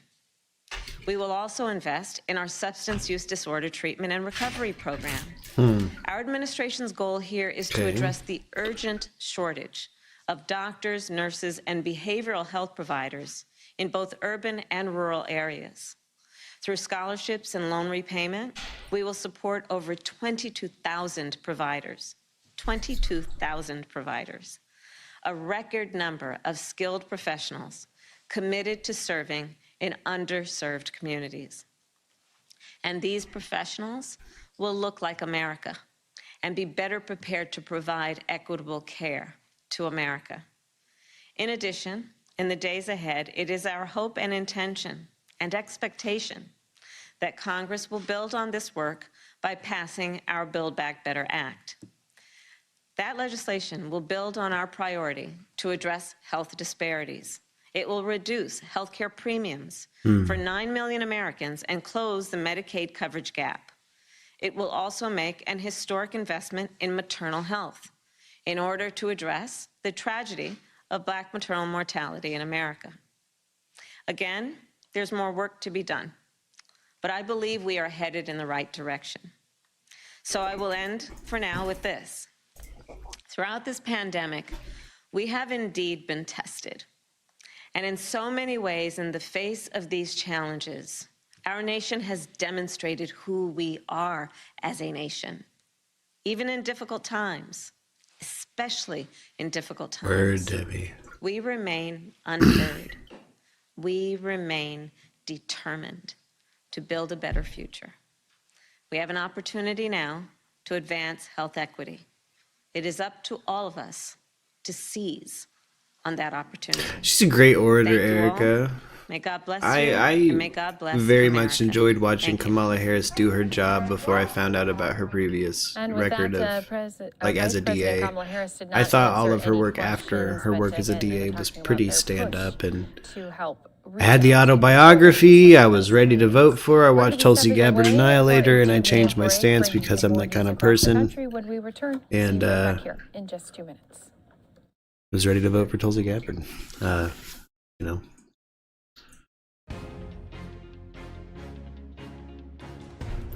She wore the pantsuit of their fallen comrade, Hillary, to that debate. She could smell their fear. Tulsi Gabbard could. It was fucking crazy.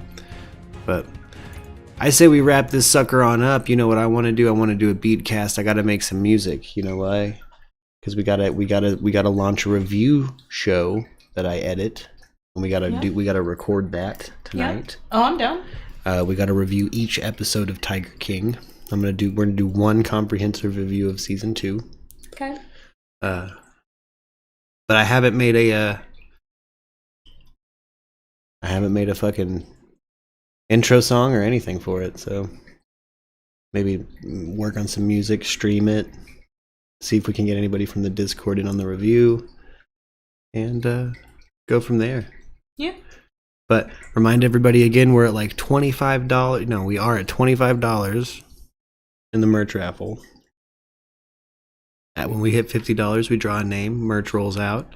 We just got the money in, we're about to roll out some merch, confirm some fucking addresses, and make sure we have everything crossed and dotted. Roll that shit out. So feel free to super chat or hit that donate.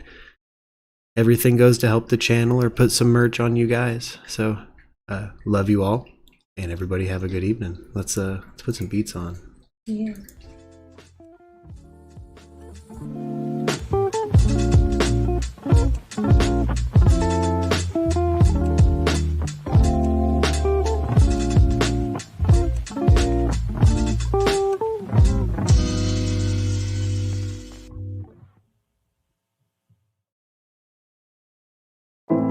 Sorry, my mic was muted through all of that. Shout out, Iro on Twitch, and Justin, Craft Thicket Forge. They're holding it down here in the Discord with me. And Erica, if we don't, we'll probably try Wednesday to do a Summer Wells thing. Or we'll do an edited content thing, because there's some Dr. Phil stuff I want to talk about. But Anyway, again, forehead smooches, everybody. I'm bad at rolling the show out.